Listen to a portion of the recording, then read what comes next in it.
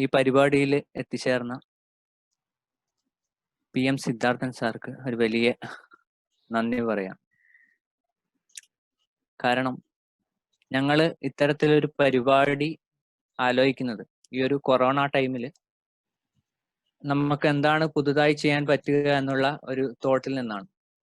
അപ്പോൾ നമ്മുടെ ആശയങ്ങൾ മറ്റുള്ളവരുമായി ഷെയർ ചെയ്യാൻ ഒരു പൊതുവായിട്ടുള്ളൊരു വേദി വേണം എന്നൊരു ആശയത്തിലേക്ക് എത്തിച്ചേർന്നു.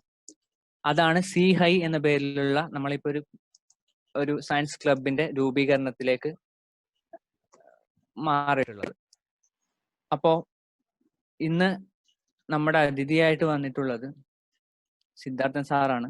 സിദ്ധാർത്ഥൻ സാറെ കുറിച്ച് പറയുമ്പോൾ, സാറ് കണ്ണൂർ ജില്ലക്കാരനാണ്. സാറിന്റെ വീട് വിളയാങ്കോടാണ്, പിലാത്തറക്കടുത്ത്, അതായത് പയ്യന്നൂരിനടുത്താണ് വീട്. സാറ് അഹമ്മദാബാദിൽ സീനിയർ സയന്റിസ്റ്റ്, സ്പേസ് ആപ്ലിക്കേഷൻ സെന്ററിലെ ISRO-യിലെ സീനിയർ സയന്റിസ്റ്റ് ആയിരുന്നു. അതുപോലെ തന്നെ മറ്റ് വ്യത്യസ്തമായിട്ടുള്ള research and development centre Toronto, കാനഡയിൽ വർക്ക് ചെയ്തു. അതുപോലെ space science and technology education in Asia and Pacific former faculty ആണ്. അതുപോലെ കേരള ശാസ്ത്ര സാഹിത്യ പരിഷത്തിന്റെ മുൻനിരയിലുള്ള പ്രവർത്തകരിൽ ഒരാളാണ്. ഫോർമർ സാറ് ഇത് എഡിറ്റർ കൂടിയാണ്. ശാസ്ത്ര കേരളം എന്ന് പറയുന്ന ശാസ്ത്ര സാഹിത്യ പരിഷത്തിന്റെ ശാസ്ത്ര കേരളത്തിന്റെ എഡിറ്റർ കൂടിയാണ്. സാറ് ഒരു 10ഓളം പുസ്തകങ്ങൾ കൂടി എഴുതിയിട്ടുണ്ട്. അതിൽ story of flight, mysterious world of comet and asteroid, അതുപോലെ സ്റ്റീഫൻ ഹോക്കിംഗ്, മാഡം ക്യൂറി, ഇത്തരത്തിൽ 10ലേറെ പുസ്തകങ്ങൾ എഴുതിയിട്ടുണ്ട്. പിന്നെ സാറിന് KSCST-യുടെ അവാർഡ് 2014 കിട്ടിയിട്ടുണ്ട്. അതുപോലെ 2014-ലാണ് അവാർഡ് കിട്ടിയത്. 2016 ബഹിരാകാശ പര്യവേഷണത്തിന്റെ ശാസ്ത്രവും സാങ്കേതിക വിദ്യയും എന്ന പുസ്തകത്തിന് അവാർഡ് കിട്ടിയിട്ടുണ്ടായി. പിന്നെ സാറ് ആക്റ്റീവായിട്ട് നമ്മുടെ കോളേജുകളിലായാലും കുട്ടികൾക്ക് വേണ്ടിയിട്ടായാലും ഏത് ലെവലിലുള്ള കുട്ടികൾക്ക് വേണ്ടി ആക്റ്റീവായി പാർട്ടിസിപ്പേറ്റ് ചെയ്യുന്ന, അവർക്ക് വേണ്ടി ക്ലാസ്സുകൾ എടുക്കുന്ന ഒരാൾ കൂടിയാണ്. അപ്പോൾ സാറിനെ ഈ ഒരു പരിപാടിയിലേക്ക് ആദ്യമായി സ്വാഗതം ചെയ്യുകയാണ്. അതുപോലെ നമ്മുടെ കൂട്ടുകാർ, വ്യത്യസ്ത ഫീൽഡിലുള്ള കൂട്ടുകാരുണ്ട്. അവര് ഒരുപാട് പേര് ഫിസിക്സിലുള്ളവരുണ്ട്, കെമിസ്ട്രി ഉണ്ട്, അതുപോലെ മറ്റ് മേഖലകളിലുള്ളവരുണ്ട്, ബയോളജി ഫീൽഡിലൊക്കെ ഉണ്ട്. പക്ഷേ ഏതൊരു ഫീൽഡിലായാലും ഒരു ബഹിരാകാശം എന്ന് പറയുമ്പോൾ നമുക്കുണ്ടാവുന്ന ഒരു ക്യൂരിയോസിറ്റി ഉണ്ട്. അത് നമ്മളിൽ എല്ലാവരിലുണ്ട്. ആ ഒരു ക്യൂരിയോസിറ്റി ആണ് നമ്മുടെ ഒരു മിസൈൽ നമ്മൾ വിടുമ്പോൾ അത് കണ്ടുകൊണ്ടിരിക്കാനുള്ള നമ്മളെ ഒരു ജിജ്ഞാസ ഇങ്ങനെ ഉണർത്തിക്കൊണ്ടിരിക്കുന്നത്.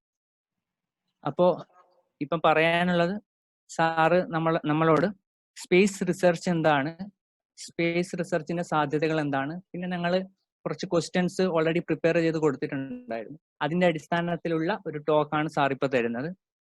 അതുകൊണ്ട് തന്നെ സാറിനെ ഈ ടോക്കിന് വേണ്ടി ക്ഷണിച്ചുകൊള്ളുകയാണ്. സാറിന് പ്രൊസീഡ് ചെയ്യാം. Go head sir.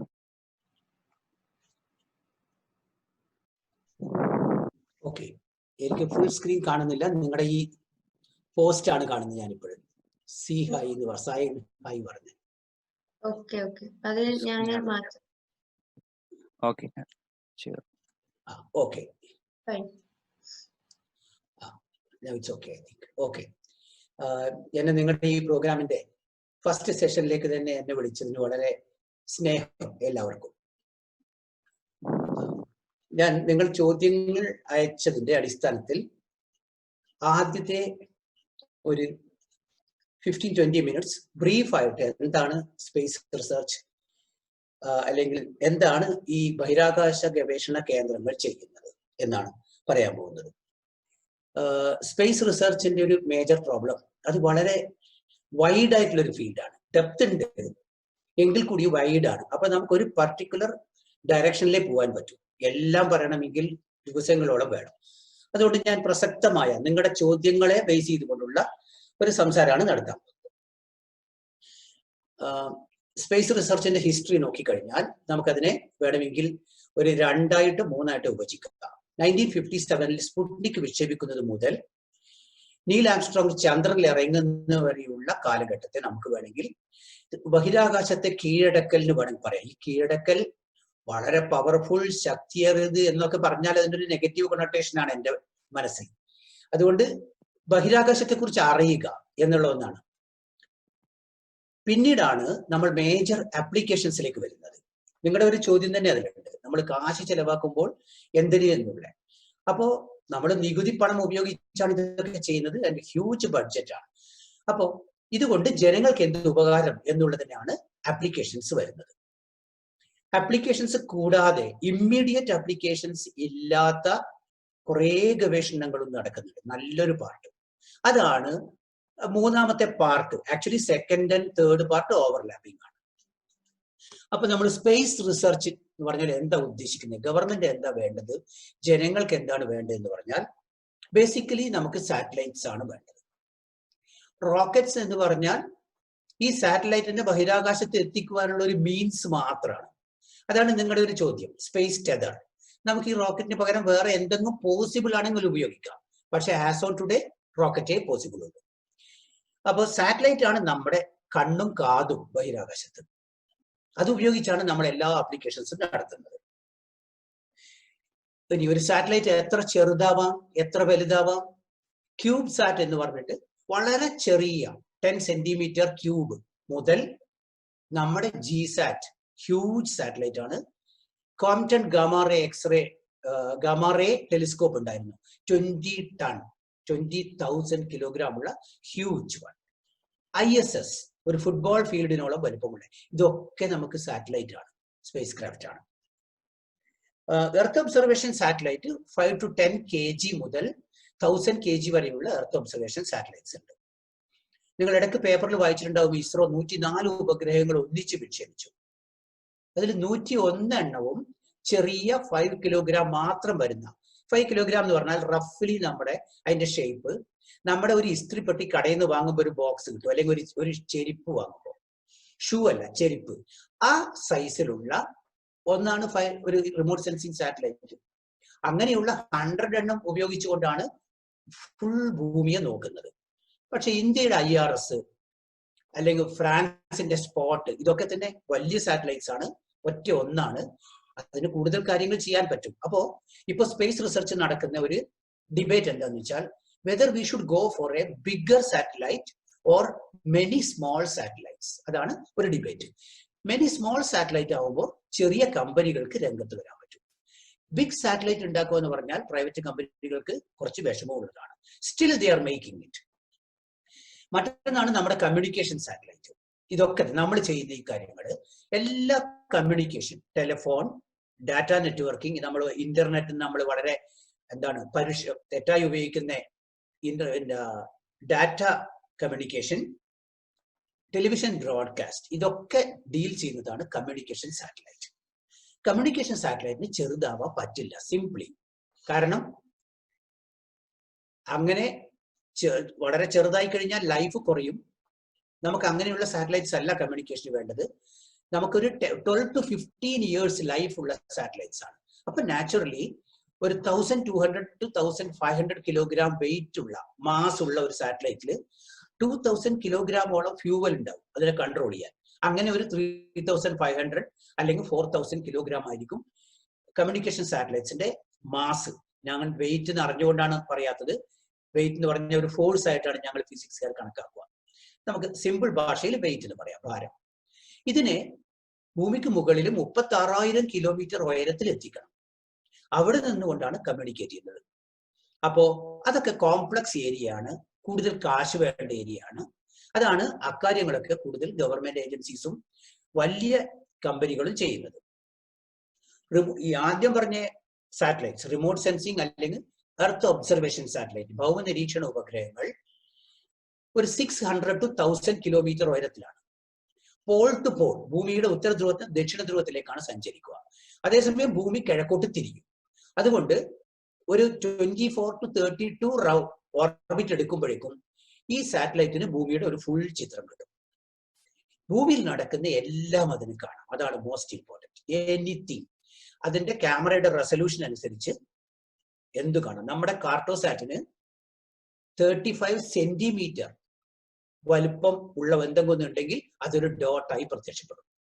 So high resolution ആണ് നമ്മുടെ കാർട്ടോസാറ്റ്. പിന്നെ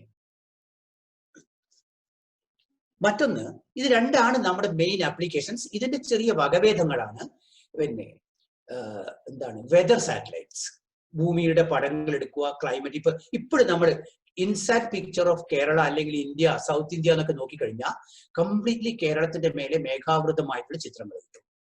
അതൊക്കെ നമ്മുടെ climate prediction, rain prediction, flooding ഇതിനെ കുറിച്ചൊക്കെയുള്ള പഠനങ്ങൾക്കാണ് ഉപയോഗിക്കുന്നത്. പിന്നെ സെർച്ച് ആൻഡ് റെസ്ക്യൂ എന്ന് പറഞ്ഞിട്ടൊന്നുണ്ട്. അതൊരു GPS നിങ്ങളുടെ ഫോണിലൊക്കെ GPS ഉണ്ടല്ലോ. GPS ഫുൾ ഫോം ശരിക്കും ഗ്ലോബൽ പൊസിഷനിങ് സിസ്റ്റം എന്നാണ്. GPS എന്നുള്ളത് ഒരു എന്താണ് ശരിയായ വേർഡല്ല. ആ ടെക്നോളജിയാണ് GPS എന്ന് പറയുന്നത്. അത് ഉപയോഗിക്കുന്ന അമേരിക്കൻ സാറ്റലൈറ്റ്സുകളെ നവ്സ്റ്റാർ എന്നാണ് പറയാ. റഷ്യൻ സാറ്റലൈറ്റുകളെ ഗ്ലോനാസ് എന്നാണ് പറയാ. ഇന്ത്യയുടേത് നാവിക് അല്ലെങ്കിൽ IRNSS. ഇത് ഉപയോഗിച്ചുകൊണ്ട് നമ്മുടെ വ്യക്തിപരമായി ഇപ്പൊ എന്റെ പോക്കറ്റിൽ ഒരു ഫോൺ ഉണ്ടെങ്കിൽ അത് നാവിക്കുമായി കണക്റ്റഡ് ആണെങ്കിൽ എന്റെ ലൊക്കേഷൻ, ഒരു ഓട്ടോമൊബൈൽ വെഹിക്കിളിന്റെ ലൊക്കേഷൻ, ഷിപ്പിന്റെ, ഒരു എയർബോൺ പ്ലെയിനിന്റെ ഒക്കെ ലൊക്കേഷൻ കണ്ടുപിടിക്കാൻ പറ്റും. സെയിം തിങ് നമുക്ക് അപ്ലൈ ചെയ്യാൻ പറ്റും. വലിയ സമുദ്രത്തിൽ എവിടെയെങ്കിലും ഷിപ്പ് തകരാറിലായിട്ടുണ്ടെങ്കിൽ അതിന്റെ എക്സാക്ട് ലൊക്കേഷൻ കണ്ടുപിടിക്കാൻ പറ്റും. ടൈറ്റാനിക്കിന്റെ കഥ നിങ്ങൾ കേട്ടിട്ടുണ്ടാവുമല്ലോ. ടൈറ്റാനിക് ബ്രേക്ക് ചെയ്തപ്പോൾ എവിടെയാ ടൈറ്റാനിക് എന്ന് അറിയാൻ തന്നെ മറ്റു ഷിപ്പുകളുടെ ഇൻഫർമേഷൻ എടുത്ത് ആളുകൾ റെസ്ക്യൂവിന് പോകുമ്പോഴേക്കാണ് ഒരുപാട് പേര് മരിക്കുന്നത്. ഇന്നങ്ങനെയല്ല, നമുക്ക് പിൻ പോയിന്റ് ചെയ്യാൻ പറ്റും എവിടെയാണ് ഷിപ്പ്. സോ സെർച്ച് ആൻഡ് റെസ്ക്യൂവിന് ഉപയോഗിക്കാറുണ്ട്. അങ്ങനെ പല ആപ്ലിക്കേഷനും ഉപയോഗിക്കും. ഇതിൽ നിന്നും വ്യത്യസ്തമായതാണ് ഇന്റർപ്ലാനറ്ററി മിഷൻസ്. ചൊവ്വയിലേക്ക്, വീനസിലേക്ക്, ശുക്രനിലേക്ക് അല്ലെങ്കിൽ ബുധനിലേക്ക്, ജുപ്പിറ്ററിലേക്ക്, വ്യാഴത്തിലേക്ക്, ശനിയിലേക്കൊക്കെ അയക്കുന്നത്. മറ്റൊരു വിഭാഗമാണ് സ്പേസ് ടെലിസ്കോപ്പുകൾ. സാധാരണ ടെലിസ്കോപ്പ് ഭൂമിയിലാണ് ഉണ്ടാവുക. പക്ഷെ ഭൂമിയിലെ ടെലിസ്കോപ്പുകളുടെ ഒരു അഡ്വാൻറ്റേജ് ഉണ്ട്. നമുക്ക് എത്ര വലിയ ടെലിസ്കോപ്പ് ഉണ്ടാക്കാം. അതൊരു അഡ്വാൻറ്റേജ് ആണ്. റിപ്പയർ ചെയ്യാൻ എളുപ്പമാണ് ഒരുപാട് കാര്യങ്ങൾ. പക്ഷെ പ്രോബ്ലം എന്താ വെച്ചാൽ ഈ ടെലിസ്കോപ്പ് നോക്കുന്ന ഒബ്ജക്റ്റ് അതെന്താ, ഒരു നെബുല ആയിരിക്കാം, ഒരു സ്റ്റാർ ആയിരിക്കാം, ഒരു കോമറ്റ്, എന്തും ആവാം. അതിനിടയിൽ നമ്മുടെ ഭൂമിയുടെ അറ്റ്മോസ്ഫിയർ ഉണ്ട്. ആൾമോസ്റ്റ് 100 കിലോമീറ്റർ തിക്നെസ്സിലുള്ള ഒരു പഴത്തിന്റെ തോട് പോലെ അറ്റ്മോസ്ഫിയർ ഉണ്ട്. അറ്റ്മോസ്ഫിയർ വിസിബിൾ റേസും ഇൻഫ്രാറെഡിന്റെ ചില പാർട്ടും റേഡിയോ വേവ്സും മാത്രമേ താഴേക്ക് വരാൻ അനുവദിക്കൂ.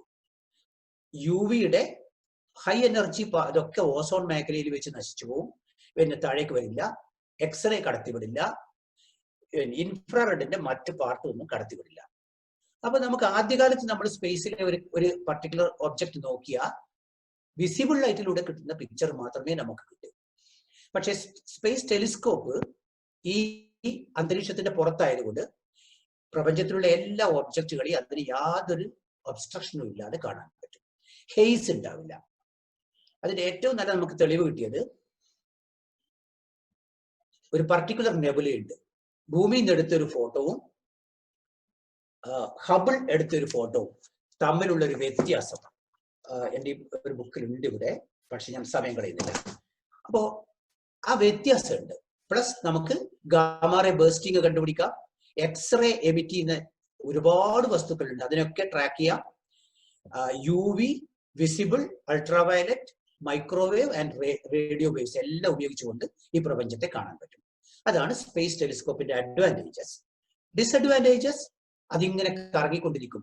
So the precision needed is extremely precise. പിന്നെ റിപ്പയർ ചെയ്യാൻ പറ്റില്ല. ഹബിൾ റിപ്പയർ ചെയ്തിട്ടുണ്ട്, പക്ഷെ മറ്റ് ടെലിസ്കോപ്പുകളൊന്നും തന്നെ റിപ്പയർ ചെയ്തിട്ടില്ല. റിപ്പയർ ചെയ്യാൻ വിഷമമാണ്. സോ ഒരിക്കൽ അയച്ചു കഴിഞ്ഞാൽ ഓഗ്മെന്റ് ചെയ്യാൻ പറ്റില്ല. നമ്മുടെ മിറർ ഉണ്ട്, ഓക്കെ, നമ്മൾ വിചാരിക്കുവാണെങ്കിൽ നമുക്കൊരു വലിയ മിറർ ഉണ്ട്, അത് അവിടെ ഫിറ്റ് ചെയ്യണം. Quite impossible. ഹബിളിനെ നമ്മൾ അങ്ങനെ റിപ്പയർ ചെയ്തിട്ടുണ്ട്, പക്ഷേ മറ്റ് ടെലിസ്കോപ്പുകളിൽ വിഷമാണ്. പക്ഷെ compared to the disadvantage, advantages are enormous. അതാണ് സ്പേസ് ടെലിസ്കോപ്പുകളുടെ പ്ലസ് സൈഡ്. ഇതൊക്കെയാണ് നമ്മൾ ബ്രോഡ്ലി നമുക്കൊരു ഉപഗ്രഹം എന്ന് പറയുന്ന കാറ്റഗറിയിൽ പെടുത്താം. ഈ ഉപഗ്രഹത്തെ ബഹിരാകാശത്ത് എത്തിക്കലാണ് റോക്കറ്റിന്റെ ജോലി. റോക്കറ്റ് കംപ്ലീറ്റ്ലി ഡിസ്ട്രോയ് ആവും. 20 മിനിറ്റ്സിൽ അത് കത്തിത്തീരും. റീയൂസ് ചെയ്യാൻ വിഷമമാണ്. ഇയാളുടെ നമ്മുടെ എന്താണ് എലോൺ മാസ്കിന്റെ സ്പേസ് എക്സ് എന്ന് പറയുന്ന അവര് റോക്കറ്റിന്റെ ബോഡി റീയൂസ് ചെയ്യുന്നുണ്ട് ഇപ്പോൾ. പക്ഷേ ആസ് സച്ച് ബാക്കിയൊക്കെ കത്തി നശിക്കും. പിന്നെ ഒരു പർട്ടിക്കുലർ ട്രാജക്ടറിയിൽ പർട്ടിക്കുലർ വെലോസിറ്റിയോട് കൂടി പോയാൽ മാത്രമേ ഈ സാറ്റലൈറ്റിനെ ആവശ്യമായ ഓർബിറ്റിൽ ഇൻജെക്ട് ചെയ്യാൻ പറ്റൂ. സാറ്റലൈറ്റ് എത്തുന്ന ഓർബിറ്റ് വളരെ ഇമ്പോർട്ടന്റ് ആണ്. അതിൽ താഴെയാണെങ്കിൽ ആ സാറ്റലൈറ്റിലുള്ള ഫ്യൂവൽ ചെലവാക്കി നമുക്കതിനെ പുഷ് ചെയ്ത് മേലെ കൊണ്ടുപോകണം, ലൈഫ് കുറയും. മേലെയാണെങ്കിൽ വലിയ കുഴപ്പമില്ല. പക്ഷേ റിമോട്ട് സെൻസിങ് സാറ്റലൈറ്റ് ആണെങ്കിൽ നമുക്കൊരു പർട്ടിക്കുലർ ഹൈറ്റ് വേണം. ആ പർട്ടിക്കുലർ ഓർബിറ്റിൽ അതിന്റെ വെലോസിറ്റിയിൽ സാറ്റലൈറ്റിനെ എത്തിക്കലാണ് റോക്കറ്റിന്റെ ജോലി. സോ റോക്കറ്റ് സാറ്റലൈറ്റിനേക്കാൾ കോംപ്ലക്സ് ആണ്. വെരി പ്രിസൈസ് ആയിരിക്കണം. ട്രാജക്ടറി പ്രിസൈസ് ആയി കീപ്പ് ചെയ്യണം. സാറ്റലൈറ്റിന്റെ വലുപ്പം കൂടുന്നതിന് അരിത്മാറ്റിക് പ്രൊപ്പോർഷനിൽ കൂടുമ്പോൾ റോക്കറ്റിന്റെ വലുപ്പവും ഭാരവും ജിയോമെട്രിക് പ്രൊപ്പോർഷനിലാണ് കൂടുക. അപ്പോ 1000 കിലോഗ്രാമുള്ള സാറ്റലൈറ്റ് PSLVക്ക് ലോഞ്ച് ചെയ്യാൻ പറ്റും നമ്മുടെ. പക്ഷെ 2500 കിലോഗ്രാം എത്തുമ്പോഴേക്ക് അതിന്റെ 2.5 ടൈംസ് അല്ല GSLV, അതിനേക്കാൾ വളരെ വലുതാണ്. അപ്പോ വലിയ സാറ്റലൈറ്റ് എന്ന് പറഞ്ഞാൽ വലിയ റോക്കറ്റ് എന്ന് പറഞ്ഞാൽ കൂടുതൽ കോംപ്ലക്സിറ്റി, കൂടുതൽ മണി. അതാണ് ഇഷ്യൂസ്. അതുകൊണ്ടാണ് ഈ റോക്കറ്റുകൾക്ക് പകരം മറ്റെന്തെങ്കിലും ചെയ്യാൻ പറ്റുമോ, ഉപയോഗിക്കാൻ പറ്റുമോ എന്ന് നോക്കുന്നത്. But as on today there is no solution. പിന്നെ ഇതൊക്കെയാണ് ബഹിരാകാശത്തിന്റെ ഒരു ഇൻട്രൊഡക്ടറി. പിന്നെ മറ്റൊന്ന് നമുക്ക് അറിയേണ്ടത്, ബ്രീഫായിട്ട് ഇസ്രോയിൽ എന്ത് പറ്റുന്നു എന്നുള്ളത് ഒരു 5 മിനിറ്റ്സിൽ പറയാം. ഇസ്രോയുടെ വിക്രം സാരാഭായ് സ്പേസ് സെന്റർ തിരുവനന്തപുരത്താണ് നമ്മുടെ എല്ലാ റോക്കറ്റും ഡെവലപ്പ് ചെയ്യുന്നത്, വികസിപ്പിച്ച് ചിലപ്പോൾ ക്രയോജനിക് എഞ്ചിൻ തന്നെ സ്ക്രാച്ച് നമ്മൾ ഡിസൈൻ ചെയ്ത് ഡെവലപ്പ് ചെയ്ത് ടെസ്റ്റ് ചെയ്ത് ഉപയോഗിക്കുന്നത്. അതൊക്കെ തിരുവനന്തപുരത്താണ്. എല്ലാ ലിക്വിഡ് ഫ്യൂവൽസിന്റെയും ഗവേഷണങ്ങൾ, റിസർച്ച് നടക്കുന്നത് തിരുവനന്തപുരത്ത് തന്നെയുള്ള ലിക്വിഡ് പ്രൊപ്പൽഷൻ സിസ്റ്റം സെന്റർ എന്ന് പറയുന്ന ഒരു ഇതിലാണ്. ഇപ്പൊ മേജർ റോക്കറ്ററിയായി ബന്ധപ്പെട്ട എല്ലാം കേരളത്തിലാണ്, തിരുവനന്തപുരത്താണ്. ഇന്ത്യയുടെ എല്ലാ സാറ്റലൈറ്റും ഇതുവരെ ഉണ്ടാക്കിയിരിക്കുന്നത് ബാംഗ്ലൂരിലാണ്. മുമ്പ് ഇന്ത്യൻ സാറ്റലൈറ്റ് സെന്റർ എന്നാണ് പേര്, ഇപ്പോൾ UR റാവു സാറ്റലൈറ്റ് സെന്റർ എന്നാണ്. അദ്ദേഹമാണ് അമേരിക്കയിലുള്ള ഒരു ലുക്രേറ്റീവ് ജോബ് വേണ്ടാന്ന് വെച്ച് ഇന്ത്യയിലേക്ക് വന്ന് ഒരു സാധാരണ സർക്കാർ ഉദ്യോഗസ്ഥന്റെ ശമ്പളത്തിൽ സാറ്റലൈറ്റ് ഉണ്ടാക്കാനുള്ള പ്രവർത്തനങ്ങൾക്ക് നേതൃത്വം നൽകിയത്. ഇത് പറയുമ്പോൾ ഒരു കാര്യം കൂടി പറയാനുണ്ട്. ആദ്യകാലത്ത് ISROന്റെ നേതൃത്വത്തിൽ ഉണ്ടായവരൊക്കെ തന്നെ ഒരുപാട് സാക്രിഫൈസ് ചെയ്തിട്ടുണ്ട്. They could have been big people outside. പക്ഷെ അതൊക്കെ വേണ്ട വെച്ച് പ്രൊഫസർ യശ്പാൽ എന്റെ ഡയറക്ടർ ആയിരുന്നു അഹമ്മദാബാദിൽ. Very gentleman, one of the best man ever born എന്നാണ് ഞാൻ പറയാം. So human, so simple, so scientific. യശ്പാലൊക്കെ തന്നെ നല്ല ജോലി വേണ്ട വെച്ചിട്ടാണ് തിരിച്ചു വരുന്നത്. അപ്പോ UR റാവുയുടെ പേരിൽ മെമ്മറിക്ക് വേണ്ടിയിട്ടാണ് ബാംഗ്ലൂരിലെ സെന്റർ നെയിം ചെയ്തിരിക്കുന്നത്. അവരാണ് സാറ്റലൈറ്റ് ഉണ്ടാക്കുന്നത്. ഈ സാറ്റലൈറ്റിലുള്ള ഉപകരണങ്ങൾ ഭൂമിയെ നോക്കാനുള്ളതാണെങ്കിൽ ക്യാമറകൾ, കമ്മ്യൂണിക്കേഷൻ ആണെങ്കിൽ കമ്മ്യൂണിക്കേഷൻ ട്രാൻസ്പോണ്ടർ എന്നാണ് ഞങ്ങൾ പറയാം. ട്രാൻസ്മിറ്റർ, റെസ്പോണ്ടർ എന്നുള്ളതിന്റെ ഒരു ചുരുക്കമാണ്. അത് സിഗ്നൽസ് റിസീവ് ചെയ്യും, ഫിൽട്ടർ ചെയ്യും, ഇംപ്രൂവ് ചെയ്യും, റീബ്രോഡ്കാസ്റ്റ് ചെയ്യും താഴേക്ക്. ഇതൊക്കെ ഉണ്ടാക്കുന്നത് അഹമ്മദാബാദിൽ ഞാൻ വർക്ക് ചെയ്ത സെന്ററിലാണ്. ക്യാമറാസ് ഒക്കെ ഫിസിക്സ് കുറച്ച് അറിയുന്നവർക്ക് വളരെ ഇൻട്രസ്റ്റിംഗ് ആണ്. ക്യാമറ ഡിഫറെന്റ് സ്പെക്ട്രൽ ലൈൻസ് മാത്രം കാണേണ്ടത് കൊണ്ട് ക്യാമറയുടെ ലെൻസിന്റെ മേലെ ഫ്രാക്ഷൻ ഓഫ് എ മൈക്രോണില് ചില കെമിക്കൽസ് ഒക്കെ ഡെപ്പോസിറ്റ് ചെയ്യണം. അപ്പൊ അതിനൊരു സ്പെഷ്യലിസ്റ്റ് ഉണ്ട്, 1 അല്ലെങ്കിൽ 2. എൻ്റെ ഒരു സുഹൃത്തായിരുന്നു അത്. എപ്പോഴും പറയും ഒരു പണിയില്ല, ബോറടിക്കുന്നത്. പക്ഷെ ചെയ്യേണ്ട സമയത്ത് ആ കുട്ടി ചെയ്യേണ്ട വർക്ക് എക്സ്ട്രീംലി ഇമ്പോർട്ടന്റ് ആണ്. അതിന്റെ തിക്നെസ് കൂടിയാൽ ആ ക്യാമറയിലേക്ക് കടന്നു വരുന്ന പ്രകാശത്തിന്റെ അളവ് കുറയും. ആ തിക്നെസ് കുറഞ്ഞാൽ അത് ഹാംഫുൾ ആണ് ലെൻസിന്. അത്രയുള്ള വർക്കുകളാണ് നടക്കുന്നത്. അപ്പൊ ഈ പേലോഡുകളൊക്കെ അഹമ്മദാബാദിൽ നിന്നും മറ്റു സ്ഥലങ്ങളിൽ നിന്നും ഉണ്ടാക്കിയാൽ ബാംഗ്ലൂർ കൊണ്ടുവരും, അത് സാറ്റലൈറ്റിൽ ഫിറ്റ് ചെയ്യും. സാറ്റലൈറ്റ് ശ്രീഹരിക്കോട്ടയിലേക്ക് കൊണ്ടുപോകും. തിരുവനന്തപുരത്ത് നിന്നുള്ള റോക്കറ്റ് പാർട്സുകളൊക്കെ അവിടെ കൊണ്ടുപോകും. ശ്രീഹരിക്കോട്ടയിലുള്ള അസംബ്ലി ബിൽഡിങ്ങിൽ വെച്ചാണ് എല്ലാം അസംബിൾ ചെയ്യുന്നത്. മുമ്പ് ഞങ്ങൾ ശ്രീഹരിക്കോട്ട സെന്റർ എന്നാണ് പറയാറ്. ഇപ്പൊ അതിന് റീനെയിം ചെയ്തിട്ടുണ്ട്. ഇസ്രോയുടെ ഒരു മുൻ ചെയർമാൻ പ്രൊഫസർ സതീഷ് ധവാന്റെ മെമ്മോറിയൽ ഓർമ്മക്കായിട്ട് സതീഷ് ധവാൻ സ്പേസ് സെന്റർ എന്നാണ്. SDSC. അവിടെ വെച്ച് ഇത് അസംബിൾ ചെയ്യുന്ന ഒരു ചിത്രമൊക്കെ നിങ്ങൾ കണ്ടിട്ടുണ്ടാവും. ഒരു വലിയ ടവർ, അതിന്റെ നടുക്കൊരു ഗ്യാപ്പ് ഒക്കെ ഉണ്ടാവും. അവിടെ വെച്ച് റോക്കറ്റ് അസംബിൾ ചെയ്ത് ലോഞ്ച് റെഡി ആയി കഴിഞ്ഞാൽ കൗണ്ട് ഡൗൺ നടക്കും. ഒരു 2 days മുമ്പൊക്കെ ആ കൗണ്ട് ഡൗൺ റോക്കറ്റ് ടെസ്റ്റ് ചെയ്യാണ്, ചെക്ക് ചെയ്യാണ്. എന്തെങ്കിലും കുഴപ്പമുണ്ടെങ്കിൽ കോൾ ഓഫ് ചെയ്യും ലോഞ്ച്. ആ കൗണ്ട് ഡൗണിന്റെ സർട്ടൻ സ്റ്റേജിൽ അത് നിർത്തിയിട്ട് ലിക്വിഡ് ഫ്യൂവൽ ഒക്കെ ഫില്ല് ചെയ്യും. സോളിഡ് ഫ്യൂവൽ ആണെങ്കിൽ എല്ലാം മുമ്പേ ഫില്ല് ചെയ്തിട്ടുണ്ടാവും. അവസാന നിമിഷങ്ങളിൽ ഈ വലിയ ടവർ മെല്ലെ പിന്നോട്ട് പോകും. അല്ലെങ്കിൽ ഈ റോക്കറ്റ് ക്യാരി ചെയ്യുന്ന പ്ലാറ്റ്ഫോം വളരെ മെല്ലെ മുന്നോട്ട് പോകും. എന്നിട്ടൊരു നിശ്ചിത ദൂരമുണ്ട്, എനിക്കത് 100 meters ആണെന്ന് തോന്നുന്നു, ദൂരെ പോയി അത് നിൽക്കും. അവിടുന്ന് അടുത്ത ഫ്യൂ സെക്കൻഡ്സിൽ ഇത് ലോഞ്ച് ചെയ്യപ്പെടും. അപ്പൊ ഇതാണ് ഇസ്രോവിന്റെ ഓവറോൾ വർക്ക് നടക്കുന്നത്. സാറ്റലൈറ്റ് ബഹിരാകാശത്ത് എത്തിക്കഴിഞ്ഞാൽ കംപ്ലീറ്റ് 24 hours അതിനെ ട്രാക്ക് ചെയ്യണം, കമാൻഡ് ചെയ്യണം, ചിലപ്പോൾ അതിന്റെ കമാൻഡ്സ് കൊടുക്കണം. ഇതിന് ഒരു ഇൻവിസിബിൾ ആയിട്ടുള്ള ഒരു സെന്റർ ഉണ്ട്, ISRO tracking and command centre. ബാംഗ്ലൂരിലൊരു സ്ഥലമുണ്ട്, അവിടെയുണ്ട്. അന്തമാൻ നിക്കോബാറിലുണ്ട്. ബ്രൂണോ, ഇന്തോനേഷ്യയിലെ ബോർണിയ ദ്വീപിന്റെ വടക്ക് കിഴക്ക് ഒരു സ്ഥലം നമുക്കുണ്ട് അവിടെ. ഇങ്ങോട്ട് പോയി കഴിഞ്ഞാൽ മൊറീഷ്യസിലുണ്ട്. ഇപ്പോൾ യൂറോപ്പിൽ നമ്മളൊരു സ്ഥലത്തിന് ശ്രമിക്കുന്നുണ്ട്, അല്ലെങ്കിൽ അവർ നമ്മളെ സഹായിക്കും. അങ്ങനെയാണ്. അപ്പൊ ഇസ്ട്രാക്ക് ഇങ്ങനെ സ്പ്രെഡ് ആയിട്ട് അവിടെ ഇവിടെയൊക്കെ കിടക്കുന്ന ചെറിയ സെന്റർ ആണ്. പക്ഷേ സാറ്റലൈറ്റുകളുടെ ലൈഫ് മുഴുവൻ അവരുടെ കയ്യിലാണ്. അവരാണ് അത് കൺട്രോൾ ചെയ്ത് നിയന്ത്രിക്കുന്നത്. ഇതൊക്കെയാണ് ജനറൽ സ്പേസിനെ കുറിച്ച്. ഈ ഒരു സാറ്റലൈറ്റ് അല്ലെങ്കിൽ ഒരു ഉപഗ്രഹം, മനുഷ്യരുള്ള ഉപഗ്രഹം എന്ന് വെച്ചോളൂ, അതിനെ നമ്മൾ സ്പേസ് ക്രാഫ്റ്റ് എന്ന് പറയും. സ്പേസ് ക്രാഫ്റ്റ് ബഹിരാകാശത്ത് പോയാൽ കൂടി വന്നാൽ 12 days അവിടെ കഴിയാൻ പറ്റും. കാരണം സ്പേസ് ഷട്ടിൽ ആണെങ്കിൽ 7 പേരുണ്ടാവും. 7 പേരുടെ ഭക്ഷണം, ഓക്സിജൻ, വെള്ളം, മറ്റ് നീഡ്സുകൾ ഇതൊക്കെ അക്കോമഡേറ്റ് ചെയ്യുമ്പോഴേക്ക് അതിന്റെ ഭാരം വളരെ കൂടും. അപ്പോൾ റഫ്ലി 12 days അവർക്കുള്ള പ്രൊവിഷൻസ് ഉണ്ടാവും. പക്ഷേ എന്തെങ്കിലും എമർജൻസി വന്നാൽ കുറച്ച് കഴിയേണ്ടത് കൊണ്ട് എക്സ്ട്രാ പ്രൊവിഷൻ ഉണ്ടാവും. പക്ഷെ മുൻകൂട്ടി പ്ലാൻ ചെയ്യുന്ന മണിക്കൂറിൽ തന്നെ അവർ മുടങ്ങും.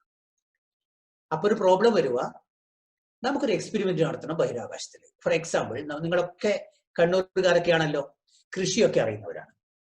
നമുക്കൊരു നെൽമണി നമ്മുടെ പാടത്തിപ്പം വിതക്കും കൃഷിക്കാരൻ. ജൂണിൽ വിതച്ചു കഴിഞ്ഞാൽ, ജൂണിൽ വിതച്ചാൽ ഓണം കഴിയുമ്പോഴേക്കും അത് നമ്മൾ കൊയ്തെടുക്കും 3 മാസത്തിൽ. ഭൂമിയിൽ ഗ്രാവിറ്റി ഉണ്ട്, ഗുരുത്വാകർഷണം ഉണ്ട്. ബഹിരാകാശത്ത് ഗുരുത്വാകർഷണം ഉണ്ട്, പക്ഷെ അവിടെ ഒരു അപ്പാരന്റ് വെയിറ്റ്ലെസ്നെസ് ഉണ്ട്, ഒരു ഭാരമില്ലായ്മ തോന്നും. ആ കണ്ടീഷനിൽ ഈ നെൽച്ചെടി വളരുമോ, അതിന് കതിര് വരുമോ എന്നൊക്കെ പഠിക്കണമെങ്കിൽ നമുക്ക് 3 മാസം അവിടെ കഴിയണം.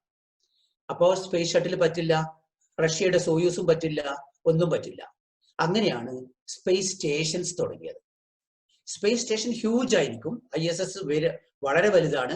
അതിനു മുമ്പ് റഷ്യയുടെ, സോവിയറ്റ് യൂണിയന്റെ മിർ ഉണ്ടായിരുന്നു. എന്താ പറയാ, വലിയ ചരിത്രം സൃഷ്ടിച്ച ഒരു സ്പേസ് സ്റ്റേഷനാണ്. ഇതൊക്കെ തന്നെ ഹ്യൂജ് ആണ്. ഒരു റോക്കറ്റിൽ പോവില്ല. അപ്പൊ ഇവരെന്താ ചെയ്യുന്നത്, പാർട്ടായി വിവിധ റോക്കറ്റുകളിൽ, പ്രത്യേകിച്ച് റഷ്യയുടെ ആണെങ്കിൽ അവരുടെ ഒരു മൈറ്റി റോക്കറ്റ് ഉണ്ട്, പ്രൊട്ടോൺ. 20,000 kilogram കൊണ്ടുപോകാൻ പറ്റും. പ്രൊട്ടോണിന്റെ പല ലോഞ്ചുകളിലായിട്ട് പാർട്ടുകൾ ബഹിരാകാശത്ത് എത്തിച്ച് അവിടുന്ന് ആസ്ട്രോനോട്ട്സ് സ്പേസ് വാക്ക് നടത്തി അത് അസംബിൾ ചെയ്തിട്ടാണ് സ്പേസ് സ്റ്റേഷൻ ഉണ്ടാക്കുന്നത്. ഒരുപാട് പ്രവർത്തനങ്ങൾ സ്പേസ് സ്റ്റേഷനിൽ നടക്കും. 6 പേർക്ക് വരെ താമസിക്കാം. മിർ 20 years കഴിഞ്ഞിരുന്നു അവിടെ.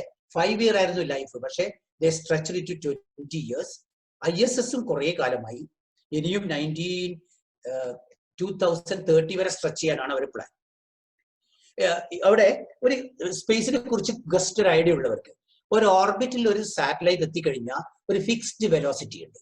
അപ്പൊ സ്പേസിൽ നമുക്ക് ബേസിക്കലി അതിന്റെ സ്പീഡ് കൂട്ടാൻ പറ്റില്ല. നമ്മൾ കാറൊക്കെ സ്പീഡ് കൂട്ടുന്ന മാതിരി കൂട്ടിയാൽ അത് വേറൊരു ഓർബിറ്റിലേക്ക് പോകും. സ്പീഡ് കുറച്ചാൽ വേറൊരു ഓർബിറ്റിലേക്ക് പോകും, വളരെ കുറച്ചാൽ ഭൂമിയിലേക്ക് വീഴും. മിറും അതിന് മുമ്പ് സാല്യൂട്ട് അവിടെ ഉണ്ടായപ്പോൾ അതൊരു ഹിസ്റ്ററിയാണ്. സാല്യൂട്ട് 7-ലുള്ളവരാണെന്ന് തോന്നുന്നു. അവിടെയുള്ള കുറെ എക്സ്പെരിമെന്റ്, ഇൻക്ലൂഡിങ് സം പ്ലാന്റ്സ്, ചെടികൾ, അവർക്ക് മിറിലേക്ക് മാറ്റണം. രണ്ട് ഓർബിറ്റിലാണ്. ആദ്യമായിട്ട് അവർ പിന്നിലുള്ള ഒരു സ്പേസ് സ്റ്റേഷന് അവരുടെ സോയൂസ് വിട്ട് സ്പീഡ് കൺട്രോൾ ചെയ്ത് കൂട്ടി മിറിന്റെ ഓർബിറ്റിലേക്ക് എത്തി. അതിൽ പോയി അതോട് യോജിപ്പിച്ച് അതിൽ പോയി കൊണ്ടുവന്ന എല്ലാം അതിലേക്ക് മാറ്റി വീണ്ടും അവിടുന്ന് അത് ഡിറ്റാച്ച് ചെയ്ത് സ്പീഡ് അഡ്ജസ്റ്റ് ചെയ്തിട്ട് ഇപ്പുറത്തേക്കൊക്കെ തിരിച്ചു വന്നു. അങ്ങനെ സ്പേസിൽ എന്താണ് ഒരു സ്റ്റേഷനിൽ മറ്റൊരു സ്റ്റേഷനിലേക്ക് പോയതൊക്കെ വലിയ ചരിത്രമാണ്. ഇപ്പോഴും ISS മാത്രമേ ബഹിരാകാശത്തുള്ളൂ. ഇതാണ് സ്പേസ് സ്റ്റേഷനുകളെ കുറിച്ച് ഈ കുറച്ച് സമയത്ത് എനിക്ക് പറയാനുള്ളത്. പിന്നെ ഒന്ന് ചോദിച്ചാൽ നിങ്ങൾ സ്പേസ് ടൂറിസം ആണ്. സ്പേസ് ടൂറിസം ഇതുവരെ 2 ടൈപ്പ് സ്പേസ് ടൂറിസമാണ് നടന്നിരുന്നത്. ഒന്ന്, റഷ്യക്കാരാണ് അത് ചെയ്തത്, കച്ചവടം. ആ കാശ് കൊടുത്ത് എനിക്ക് തോന്നുന്നത് $2 crore, $2 കോടി എങ്ങാനാണ് അതിന്റെ ചെലവ്. 10 ദിവസത്തേക്ക് അവർ ISS-ൽ കൊണ്ടുപോകും നിങ്ങളെ. പക്ഷേ പോകുന്ന നിങ്ങൾ 1.5 വർഷം rigorous training, just like any other astronaut അല്ലെങ്കിൽ കോസ്മോനോട്ട്. രാകേഷ് ശർമ്മയും അല്ലെങ്കിൽ സുനിത വില്യംസും ഒക്കെ ചെയ്ത അതേ റിഗറസ് ട്രെയിനിങ് പോകണം. പിന്നീട് നിങ്ങൾ ഒരു അതിഥിയായി സോയൂസിൽ ബഹിരാകാശത്ത് പോകുന്നു. 10 ദിവസം, 7 മുതൽ 10 ദിവസം അവിടെ കഴിയുന്നു, തിരിച്ചു വരുന്നു. നിങ്ങൾക്ക് ബേസിക്കലി റൈറ്റ് ഉണ്ട് അവിടെ ഒന്നും ചെയ്യാതിരിക്കാൻ.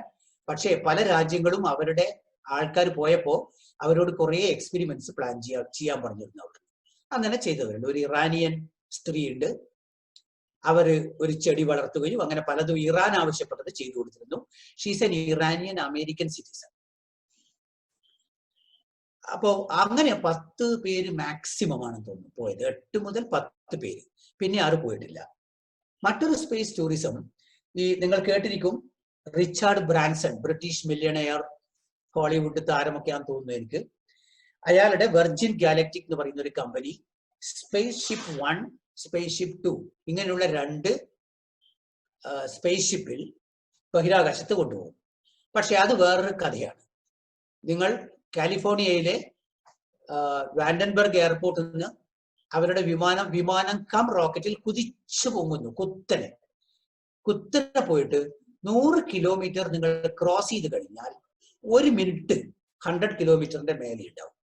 പിന്നെ നിങ്ങൾ തിരിച്ചു താഴേക്ക് വരും. ഈ 1 മിനിറ്റാണ് നിങ്ങൾ ബഹിരാകാശത്തിൽ.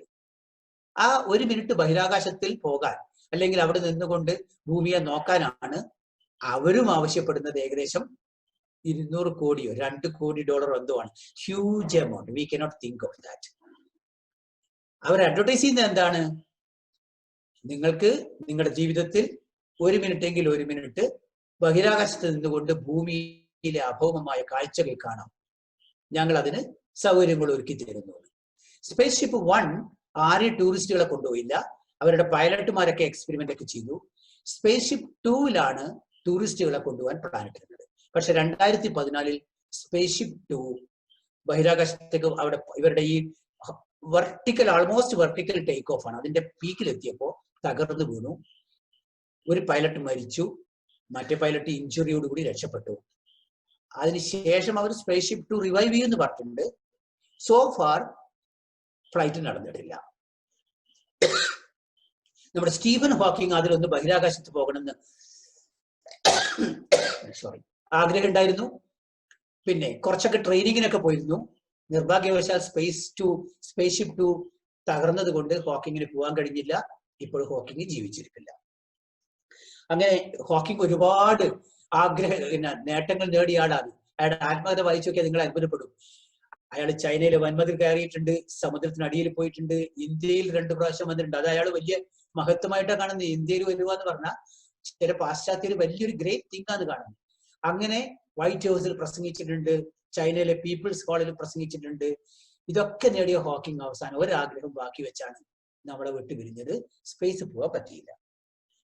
പക്ഷേ വേറൊരു സ്ഥലത്തേക്ക് പോകാൻ നമ്മളെ സ്പേസ് ടൂറിസം എന്ന് പറയുന്ന ബിസിനസ്സുകാരുണ്ട്. അവര് നമ്മളെ പോലെയുള്ളവരാ യാതൊരു ട്രെയിനിങ്ങും ഇല്ലാതെ കാശ് മേടിച്ച് വിമാനത്തിൽ കയറുന്നത് മാതിരി ചെറിയൊരു മിനി ട്രെയിനിങ് ഒക്കെ കഴിച്ച് അവരുടെ വാഹനത്തിൽ സ്പേസിൽ കൊണ്ടുപോയി കറക്കി കൊണ്ടുവരും. ചന്ദ്രന് ചുറ്റും ഒന്ന് കറങ്ങി വരും. ചില കൂടുതൽ കാശ് കൊടുക്കുന്നവർക്ക് 2 ദിവസം ചന്ദ്രനിൽ താമസിക്കാം. ഇങ്ങനെയൊക്കെയാണ് പ്ലാൻ. പക്ഷെ പ്രോബ്ലം എന്താണെന്ന് വെച്ചാൽ ഇത്തരത്തിലുള്ള സ്പേസ് ബിസിനസ് അഡ്വക്കേറ്റ്സിന്റെ അവരൊരു റോക്കറ്റ് ഇതുവരെ ഉണ്ടാക്കിയിട്ടില്ല. അവരുടെ കയ്യിൽ സ്പേസ് പ്ലെയിൻസും ഇല്ല. അവർക്ക് സ്പേസ് എക്സ്പീരിയൻസും ഇല്ല. കാശുണ്ട്, പക്ഷെ കാശൊട്ട് മുടക്കാനും വലിയ താല്പര്യം കുറവാണ്. ഏകദേശം ഒരു 10 വർഷം മുമ്പാണെന്ന് തോന്നുന്നു നാസയുടെ മേലെ അവർ ഭയങ്കരമായ അക്രമമായിരുന്നു, അറ്റാക്കായിരുന്നു. നാസ സ്പേസ് പ്ലെയിൻ വേഗത്തിൽ വികസിപ്പിക്കുന്നില്ല എന്നായിരുന്നു അവരുടെ കംപ്ലൈന്റ്. എന്താ കാരണം? നാസ വികസിപ്പിച്ചാൽ അവർക്കത് ഉപയോഗിച്ച് നാസയുടെ റോക്കറ്റിൽ ബഹിരാകാശത്ത് പോയി ബിസിനസ് നടത്തണം. എന്തായാലും ആ സ്പേസ് ടൂറിസം ഇപ്പോൾ റിയാലിറ്റി അല്ല, പിന്നെ വൈൽഡ് ഡ്രീംസ് ആണ് അവരുടെ. അതൊക്കെ കേട്ടാൽ നിങ്ങൾ ചിരിച്ചു പോകും. ബഹിരാകാശ tourism a myth and reality, മിഥ്യയും യാഥാർത്ഥ്യം എന്ന് പറഞ്ഞിട്ട് ഞാനൊരു ബുക്ക് ഭാഷാ ഇൻസ്റ്റിറ്റ്യൂട്ടിന് വേണ്ടി എഴുതിയിട്ടുണ്ട്. അതിൽ ഞാൻ ഇതൊക്കെ കവർ ചെയ്തിട്ടുണ്ട്. അവർ ഉദ്ദേശിക്കുന്നത് ചന്ദ്രനിലേക്ക് പോകാം, വഴിയിൽ വെച്ച് നിങ്ങളുടെ സ്പേസ് ഷിപ്പിന് ആക്സിഡന്റ് അങ്ങനത്തെ പറ്റിയാൽ മറ്റൊരു സ്പേസ് ഷിപ്പിൽ വന്നവർ നിങ്ങളെ സഹായിക്കുന്നൊക്കെയാണ്. സ്പേസ് ഡൈനാമിക്സ് വേറെയാണ്. നിങ്ങളുടെ പ്ലെയിനിന് മറ്റേ പ്ലെയിനിന്റെ അടുത്ത് വന്ന് നമ്മുടെ മോട്ടോർ മെക്കാനിക്കിന്റെ ബൈക്ക് വന്ന് നിൽക്കുന്ന മാതിരി നിൽക്കാൻ പറ്റില്ല. അദ്ദേഹം കീപ്പ് ഓൺ മൂവിങ്. അപ്പോ അതൊക്കെ തന്നെ സാധാരണ മനുഷ്യർ ചിലപ്പോൾ വിശ്വസിക്കും. പക്ഷെ സ്പേസിനെ കുറിച്ച് അറിയുന്നവർക്ക് അത് ഇമ്പോസിബിൾ ആണെന്ന് അറിയാം. അതുകൊണ്ടായിരിക്കാം ഇന്റർനാഷണൽ സ്പേസ് സ്റ്റേഷനിൽ പോയ ഒരു ഫ്രഞ്ച് ആസ്ട്രോനോട്ട് ഉണ്ട്. അയാള് ഇതിനെക്കുറിച്ചുള്ള ഒരു കമന്റിൽ പറയാണ്, if I were a US person, I would have sued these bastards. എന്താ കാരണം? ഇല്ലാത്ത നടക്കാത്ത കാര്യങ്ങളാണ് ജനങ്ങളെടുക്ക് വിറ്റിട്ട് കാശ് നിങ്ങൾ രജിസ്റ്റർ ചെയ്യണം അഡ്വാൻസ് ആയിട്ട്. അപ്പൊ കാശ് കൊടുക്കണം, ആ കാശ് തിരിച്ചു കിട്ടില്ല. അപ്പോ ഇത്തരത്തിൽ ആളുകളെ തട്ടിപ്പ് നടത്തുന്നതാണ് അയാളുടെ അഭിപ്രായം. ഇതാണ് സ്പേസ് ടൂറിസത്തെ കുറിച്ച് എനിക്ക് ബ്രീഫായിട്ട് പറയാനുള്ളത്. നമ്മുടെ ഹാഫ് ആൻ അവർ കഴിഞ്ഞില്ലേ ശ്രീബിൻ? ഞാൻ മ്യൂട്ട് ചെയ്തിട്ടുണ്ട്, ഇല്ലല്ലോ? ഓക്കെ, നമുക്ക് അപ്പൊ ഒരു കാര്യം ചെയ്യാം. നമുക്ക് നിങ്ങൾ അയച്ച ചോദ്യങ്ങളിലേക്കും ഇനി നിങ്ങൾക്ക് എന്തെങ്കിലും ചോദ്യങ്ങളുണ്ടെങ്കിൽ അതിലേക്ക് പോകാം. ഞാൻ നിങ്ങളുടെ അയച്ച ചോദ്യങ്ങൾ ആദ്യം കവർ ചെയ്യണോ, അല്ല നിങ്ങൾക്ക് എന്തെങ്കിലും ചോദിക്കാനുണ്ടോ? ആർക്കെങ്കിലും എന്തെങ്കിലും ചോദിക്കാനുണ്ടോ സാർ ഇപ്പം പറഞ്ഞതിന്റെ അടിസ്ഥാനത്തില്? എക്സ്ക്യൂസ് മീ, പറഞ്ഞു. ഇപ്പം ഈ സാറ് സ്പേസ് ഓക്കെ ഫൈൻ. പേര് അനന്തപത്മനാഭൻ എന്നാണ്, സ്ഥലം വടകരയാണ്. എന്താ പേര്? അനന്തപത്മനാഭൻ എന്നാണ് sir. Okay go head. Okay, എന്താന്ന് വെച്ചാൽ സ്പേസ് ടൂറിസത്തിന്റെ കാര്യം പറഞ്ഞല്ലോ ഇപ്പൊ സാർ. അപ്പൊ അതില് ഈ റിച്ചാർഡ് ബ്രാൻസിന്റെ വെർജിൻ ഗാലക്ടിക്കയില് എടുത്തൊരു മെമ്പറാണ് നമ്മുടെ തന്നെ കോട്ടയംകാരനായ സന്തോഷ് ജോർജ് കുളങ്ങര. അപ്പൊ അദ്ദേഹം ഈ കാര്യത്തിനെ പറ്റി പറഞ്ഞത്, നമ്മൾ ഇത്രയും കാലമായിട്ടുണ്ടെങ്കിലും ഈ വിമാന സർവീസ് എപ്പോഴും ഈ ഭൂമിയുടെ അറ്റ്മോസ്ഫിയർ കൂടെയാണ്. അപ്പോൾ ഈ ട്രാവൽ ടൈം കുറയ്ക്കാൻ വേണ്ടിയിട്ട് ഫ്ലൈറ്റ് ഈ വരും കാലങ്ങളിൽ സ്പേസിൽ കൂടുതൽ ഫ്രിക്ഷൻ കുറച്ചു പോകുക എന്നൊരു ഐഡിയ അദ്ദേഹത്തിന്റെ ഷോയിൽ പറഞ്ഞിട്ടുണ്ടായിരുന്നു. അപ്പൊ അതിൽ എത്രത്തോളം യാഥാർത്ഥ്യമാണ് എന്നുള്ളത് സാർ ഒന്ന് പറയാൻ പറ്റും? അത് അങ്ങനെ ഒരു കൺസെപ്റ്റ് ഉണ്ട്. എന്താ വെച്ചാൽ അതിന് നമുക്ക് സബ് ഓർബിറ്റൽ ഫ്ലൈറ്റ് എന്നാ പറയാം. ഇപ്പൊ അമേരിക്കയിൽ ഇമാജിൻ പിന്നെ US-ന്റെ സംവർ മിഡ് ടെക്സാസ് ടോക്കിയോയിലേക്ക് പോകണം. അപ്പൊ ഇപ്പോഴാണെങ്കിൽ നിയറസ്റ്റ് എയർപോർട്ടിൽ പോകണം. എന്നിട്ട് അവിടുന്ന് വിമാനത്തിൽ കയറുന്നു. ഒരു 18 hours to 20 hours ട്രാവൽ ആണ് ടോക്കിയോയിലേക്ക്, ഹയസ്റ്റ് ഏറ്റവും കൂടുതൽ സ്പീഡുള്ള വിമാനത്തിൽ. ഇതിന് പകരം നിങ്ങളൊരു റോക്കറ്റിൽ നിങ്ങൾ ലോഞ്ച് ചെയ്യപ്പെടും. നിങ്ങൾ ഒറ്റയ്ക്കായിരിക്കില്ല. Let us assume some 7-10 people together. എല്ലാവർക്കും ടോക്കിയോയിൽ പോകണം. നിങ്ങൾ അങ്ങ് അവിടുന്ന് അങ്ങ് ഉയർന്ന് സ്പേസിലേക്ക് പോകുന്നു. വളരെ ഉയരത്ത് പോകില്ല, സം 120-150 കിലോമീറ്റേഴ്സ് ഉയരത്തിലൂടെ പോകുമ്പോൾ പിന്നെ ഫ്രിക്ഷൻ ഇല്ല. പിന്നെ ഫ്രിക്ഷൻ ഇല്ലാത്തത് കൊണ്ട് നിങ്ങളുടെ സാറ്റലൈറ്റിന്റെ ഏത് വേഗതയിലാണോ അത് ആ സ്പേസിലേക്ക് തള്ളി വിട്ടിരിക്കുന്നത്, ആ വേഗതയോടുകൂടി നിങ്ങൾ പോകുന്നു. നിങ്ങൾ may be few minutes 5 to 10 മിനിറ്റ്സിൽ നിങ്ങൾ ടോക്കിയോയുടെ മേലെത്തും, അല്ലെങ്കിൽ ഒരു 20 മിനിറ്റ്സിൽ. അപ്പോൾ നിങ്ങളുടെ സാറ്റലൈറ്റ് 20 മിനിറ്റ്സ് ടോക്കിയോയുടെ മേലെ പോയിട്ട് വെർട്ടിക്കൽ അല്ല ഇറങ്ങുക. ചിലപ്പോൾ ടോക്കിയോയിൽ ഇറങ്ങണമെങ്കിൽ നമ്മുടെ ഇന്തോനേഷ്യയുടെ മേലെ നിന്ന് തന്നെ സ്പീഡൊക്കെ ബ്രേക്ക് ചെയ്യണം. പക്ഷെ ബ്രേക്ക് ചെയ്ത് നിങ്ങൾ ടോക്കിയോയിൽ പോയിട്ട് ഇറങ്ങും. ഇതാണ് കൺസെപ്റ്റ്. പ്രോബ്ലം എന്താന്ന് വെച്ചാൽ കാശ്. ഒരു റോക്കറ്റ് വേണം. റോക്കറ്റ് എന്ന് പറഞ്ഞാൽ ഹ്യൂജ് എക്സ്പെൻസ് ആണ്. പിന്നെ നിങ്ങളുടെ സ്പേസ് ക്രാഫ്റ്റ് കൺട്രോൾ ചെയ്യണം, ഡീഓർബിറ്റ് ചെയ്യണം. ഇതിനൊക്കെ വലിയ ചെലവുണ്ട്. ഒരുപാട് പേര് വേണം ഇത് നിയന്ത്രിക്കാൻ. വെറും ഫ്യൂവലിന്റെയോ മറ്റോ അല്ല. നമ്മളെ പോലെയുള്ള ഹൺഡ്രഡ്സ് ഓഫ് ആൾക്കാർ വളരെ ടെൻഷനോട് കൂടിയാണ് ഇതിനെ നിയന്ത്രിക്കുന്നത്. അപ്പൊ അവർക്കെല്ലാം ശമ്പളം കൊടുക്കണം, അതും ഇതും. അപ്പൊ അതെല്ലാം കൂടി നിങ്ങളുടെ ടിക്കറ്റിൽ നിന്ന് കാശ് പോകുമ്പോൾ നല്ല കാശ് പോകും. അതുകൊണ്ടായിരിക്കാം ഈ സബോർബിറ്റൽ ഫ്ലൈറ്റിൽ ആരും പോയിട്ടില്ല ഇതുവരെ. Probably they are opted for the airplane. Santhosh കുളങ്ങരയുടെ പ്രോഗ്രാംസ് ഞാൻ കാണാറുണ്ട്. വളരെ ബ്യൂട്ടിഫുൾ ആണ്. Very adventurous man. നന്നായിട്ട് സംസാരിക്കും. സന്തോഷ് കുളങ്ങരയുടെ കാശ് പോയി, അത്രേ എനിക്കിപ്പോ തൽക്കാലം പറയാനുള്ളത്. കാരണം വെർജിൻ ഗാലക്റ്റിക്കിന്റെ പ്ലെയിൻ പറക്കാൻ പോകുന്നില്ല. പിന്നെ കാശ് എത്ര കൊടുത്തു എന്നറിയില്ല, അഡ്വാൻസ് ബുക്കിംഗ് ചെറിയൊരു ഫ്രാക്ഷൻ ആണെങ്കിൽ സാരമില്ല. പക്ഷെ അതൊക്കെ നിയർ ഫ്യൂച്ചറിൽ പോകുന്ന എനിക്ക് പ്രതീക്ഷയില്ല. വെർജിൻ ഗാലക്റ്റിക് ആണെങ്കിൽ ജസ്റ്റ് ഒന്ന് മേലെ പോയിട്ട് വരലാണ് 1 മിനിറ്റ് നേരത്തേക്ക്. ഐ ഡോണ്ട് നോ, ഏതായാലും എന്റെ ജീവിതകാലത്ത് അത് ഉണ്ടാവും തോന്നില്ല. ഇനി വേറെ ആർക്കെങ്കിലും ക്വസ്റ്റ്യൻസ് ആർക്കെങ്കിലും ചോദിക്കാനുണ്ടോ? അല്ലെങ്കിൽ അവർ ചോദ്യം ആലോചിക്കുന്നതിനിടയിൽ നമുക്ക് മറ്റേ റിട്ടേൺ ചോദ്യങ്ങളിലേക്ക് പോകാം. നമുക്കത് സാർ വേറെ ഒന്ന് പറഞ്ഞത്, നമ്മൾ private entities in Indian space research ഇപ്പം പ്രൈവറ്റൈസേഷൻ നടന്നുകൊണ്ടിരിക്കുകയാണ്. അപ്പൊ അത് ഈ സ്പേസ് ഫീൽഡിൽ എത്രത്തോളം നല്ലതായിരിക്കും? നമ്മൾ ഇൻട്രൊഡക്ഷൻ ആയിട്ടൊന്ന് പറയാം. ഈ അടുത്ത മാസം പബ്ലിഷ് ചെയ്യാൻ പോകുന്ന മാതൃഭൂമി GKയിൽ എന്റെ ഒരു ആർട്ടിക്കിൾ ഇതിനെ കുറിച്ച്. സ്പേസ് നമ്മുടെ ISROന്റെ മാറ്റങ്ങൾ എന്നാണ് ഉദ്ദേശിച്ചത്. അത് ഒരു പ്രോബ്ലം എന്താന്ന് വെച്ചാൽ, ഇതിലൊരു ഉദാഹരണത്തിന് ബാംഗ്ലൂരിലുള്ള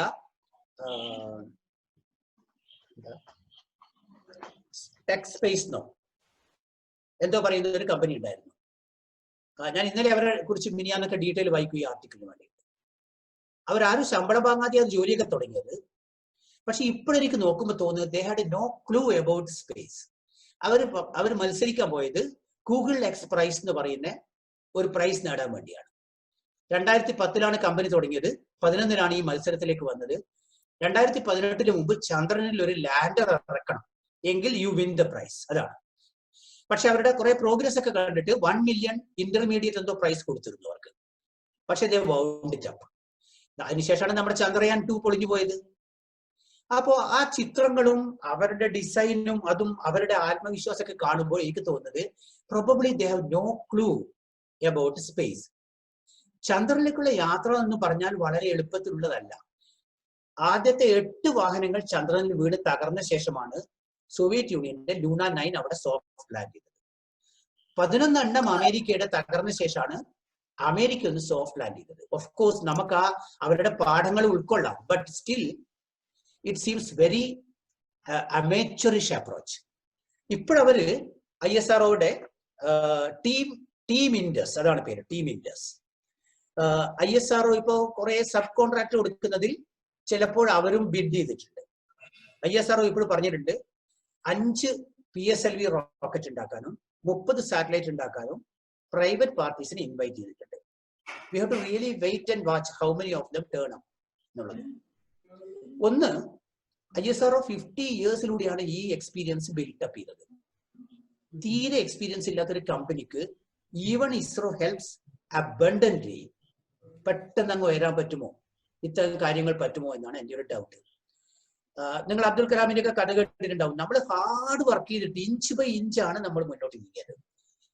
so a brand new company with young people like you, നിങ്ങളെ ഞാൻ ഇതാക്കുമല്ല, ഇന്ന് അണ്ടർ എസ്റ്റിമേറ്റ് അല്ല ചെയ്യുന്നത്.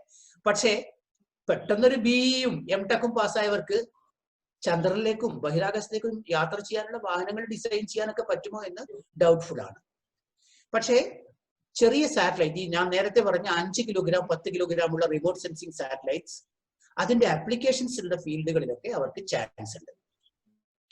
പക്ഷെ if they are thinking of joining the race to go to Mars or Moon, I think അത് അവരുടെ എന്താണ് എക്സ്പീരിയൻസ് ഇല്ലായ്മയാണ് കണക്കാക്കുന്നത്. ഒന്ന്. സെക്കൻഡ് ആസ്പെക്ട് എന്നെ വറി ചെയ്യുന്നത് എന്താ വെച്ചാൽ, ഇതിന് വേണ്ട ഫണ്ട്, ഈ ഫണ്ട്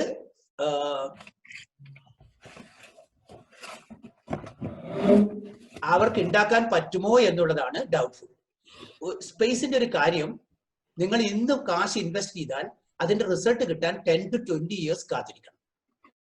ISROയുടെ ഫസ്റ്റ് തുടങ്ങുന്നത് 1961 നമ്മൾ PSLV ഉണ്ടാക്കിയത് 80s. ഒരു ഇന്ത്യ ഗവൺമെന്റിന് അത്ര കാത്തിരിക്കാൻ പറ്റും, നാസക്ക് പറ്റും, ചൈനക്ക് പറ്റും, റഷ്യക്കും സോവിയറ്റ് യൂണിയനും പറ്റുമായിരുന്നു. പക്ഷേ നമ്മുടെ അംബാനിക്കോ ടാറ്റക്കോ 20 കൊല്ലം കാത്തിരിക്കാൻ ക്ഷമയുണ്ടാവുമോ പ്രോഫിറ്റ് ഇല്ലാതെ ഇൻവെസ്റ്റ് ചെയ്തുകൊണ്ട്? അതുകൊണ്ട് എന്താണ്, ലോങ് ഗെസ്റ്റേഷണൽ പീരീഡ് ഉള്ളതാണ് സ്പേസ് ആക്ടിവിറ്റി. അതിൽ പ്രൈവറ്റ് കാര് കാശിടും എന്ന് ഞാൻ കരുതുന്നില്ല. കുറച്ചൊക്കെ ഇട്ടേക്കും, പക്ഷെ not in a big way. അപ്പോൾ ഈ പ്രൈവറ്റുകാര് കാശിന് വേണ്ടി ഇന്ത്യ ഗവൺമെന്റിനെ സമീപിക്കാനാണ് ചാൻസ്. അങ്ങനെ വരുമ്പോൾ ഉള്ളൊരു പ്രശ്നം, ഇന്നത്തെ കാലത്ത് ഈ നിയോ ലിബറൽ പോളിസീസ് ആണ് നമ്മുടെ കേന്ദ്ര ഗവൺമെന്റ് അനുവർത്തിച്ചു വരുന്നത്. എല്ലാ ഗവൺമെന്റ് സ്ഥാപനങ്ങളും വിൽക്കുക എന്നുള്ളതാണ്. അപ്പോ ISROന്റെ ഫണ്ട് പ്രൈവറ്റുകാർക്ക് കുറെ ഡൈവേർട്ട് ചെയ്യുകയാണെങ്കിൽ ബേസിക്കലി അവരൊന്നും നേടുകയും ചെയ്യില്ല. ISROന് ഫണ്ട് ലാക്കിംഗ് വരും. ISROന്റെ പ്രവർത്തനങ്ങൾ പിന്നോട്ടടിക്കും. നമ്മുടെ മുൻപത്തെ ചെയർമാൻ മാധവൻ നായർ ഇതിനെക്കുറിച്ച് ഒരുപാട് കൺസേൺ പറഞ്ഞിട്ടുണ്ട്. സോ ഞാൻ അവര് കഴിവില്ലാത്തവർ എന്ന് പറയില്ല, അവർ വിജയിക്കില്ല എന്ന് ഞാൻ ഒരിക്കലും പറയില്ല, വിജയിക്കണം എന്നാണ് ആഗ്രഹിക്കുന്നത്. പക്ഷേ it will take time and lot of patience and lot of money എന്നാണ് എൻ്റെ അഭിപ്രായം. അതിന് തയ്യാറുണ്ടെങ്കിൽ പ്രൈവറ്റുകാർക്ക്. പക്ഷെ വേൾഡ് ഓവർ വലിയ കാര്യങ്ങൾ ചെയ്യുന്നതിൽ ഗവൺമെന്റിന്റെ ഏജൻസി തന്നെയാണ് മുന്നിൽ, പ്രൈവറ്റുകാർ രംഗത്തില്ല. പിന്നെ ചന്ദ്രനിൽ ഭൂമി കിട്ടുമോ എന്ന് അന്വേഷിച്ചിട്ടുണ്ട്. അത് ഒരു എന്താണ് പറയേണ്ടത്, സ്പെക്കുലേഷൻ ആണ്. ഒരു സ്പെക്കുലേഷൻ ആണ്. അമേരിക്കയിലെ ബിസിനസ്സുകാർ പറഞ്ഞതാണ് ചന്ദ്രനിൽ ഞങ്ങൾ ഭൂമി വെക്കുന്ന ആർക്കങ്ങ് വേണമെന്ന്. അപ്പോ ചന്ദ്രനിൽ പോയിട്ട് നമുക്ക് താമസിക്കാൻ പറ്റില്ല, പോകൽ തന്നെ റിസ്കിയാണ്. അപ്പോ ചന്ദ്രനിൽ കുറെ കാശ് മേടിച്ചിട്ട് ഈ സ്ഥലമൊക്കെ നിങ്ങളുടേതാണെന്ന് അവർ പറഞ്ഞേക്കും നിങ്ങളോട്. പക്ഷേ റെസ്റ്റ് ഈസ് ഗസബിൾ. നമ്മളൊരു മലയാളി വാങ്ങിയിട്ടുണ്ട് സാർ, ഒരു മലയാളി ഓൾറെഡി വാങ്ങിയിട്ടുണ്ട് 2008. എത്ര കാശ് കൊടുത്തു അത് എനിക്കറിയില്ല. ആദ്യം അയാളാണ് മലയാളി എന്ന രൂപത്തിൽ അയാൾ വാങ്ങിയത്.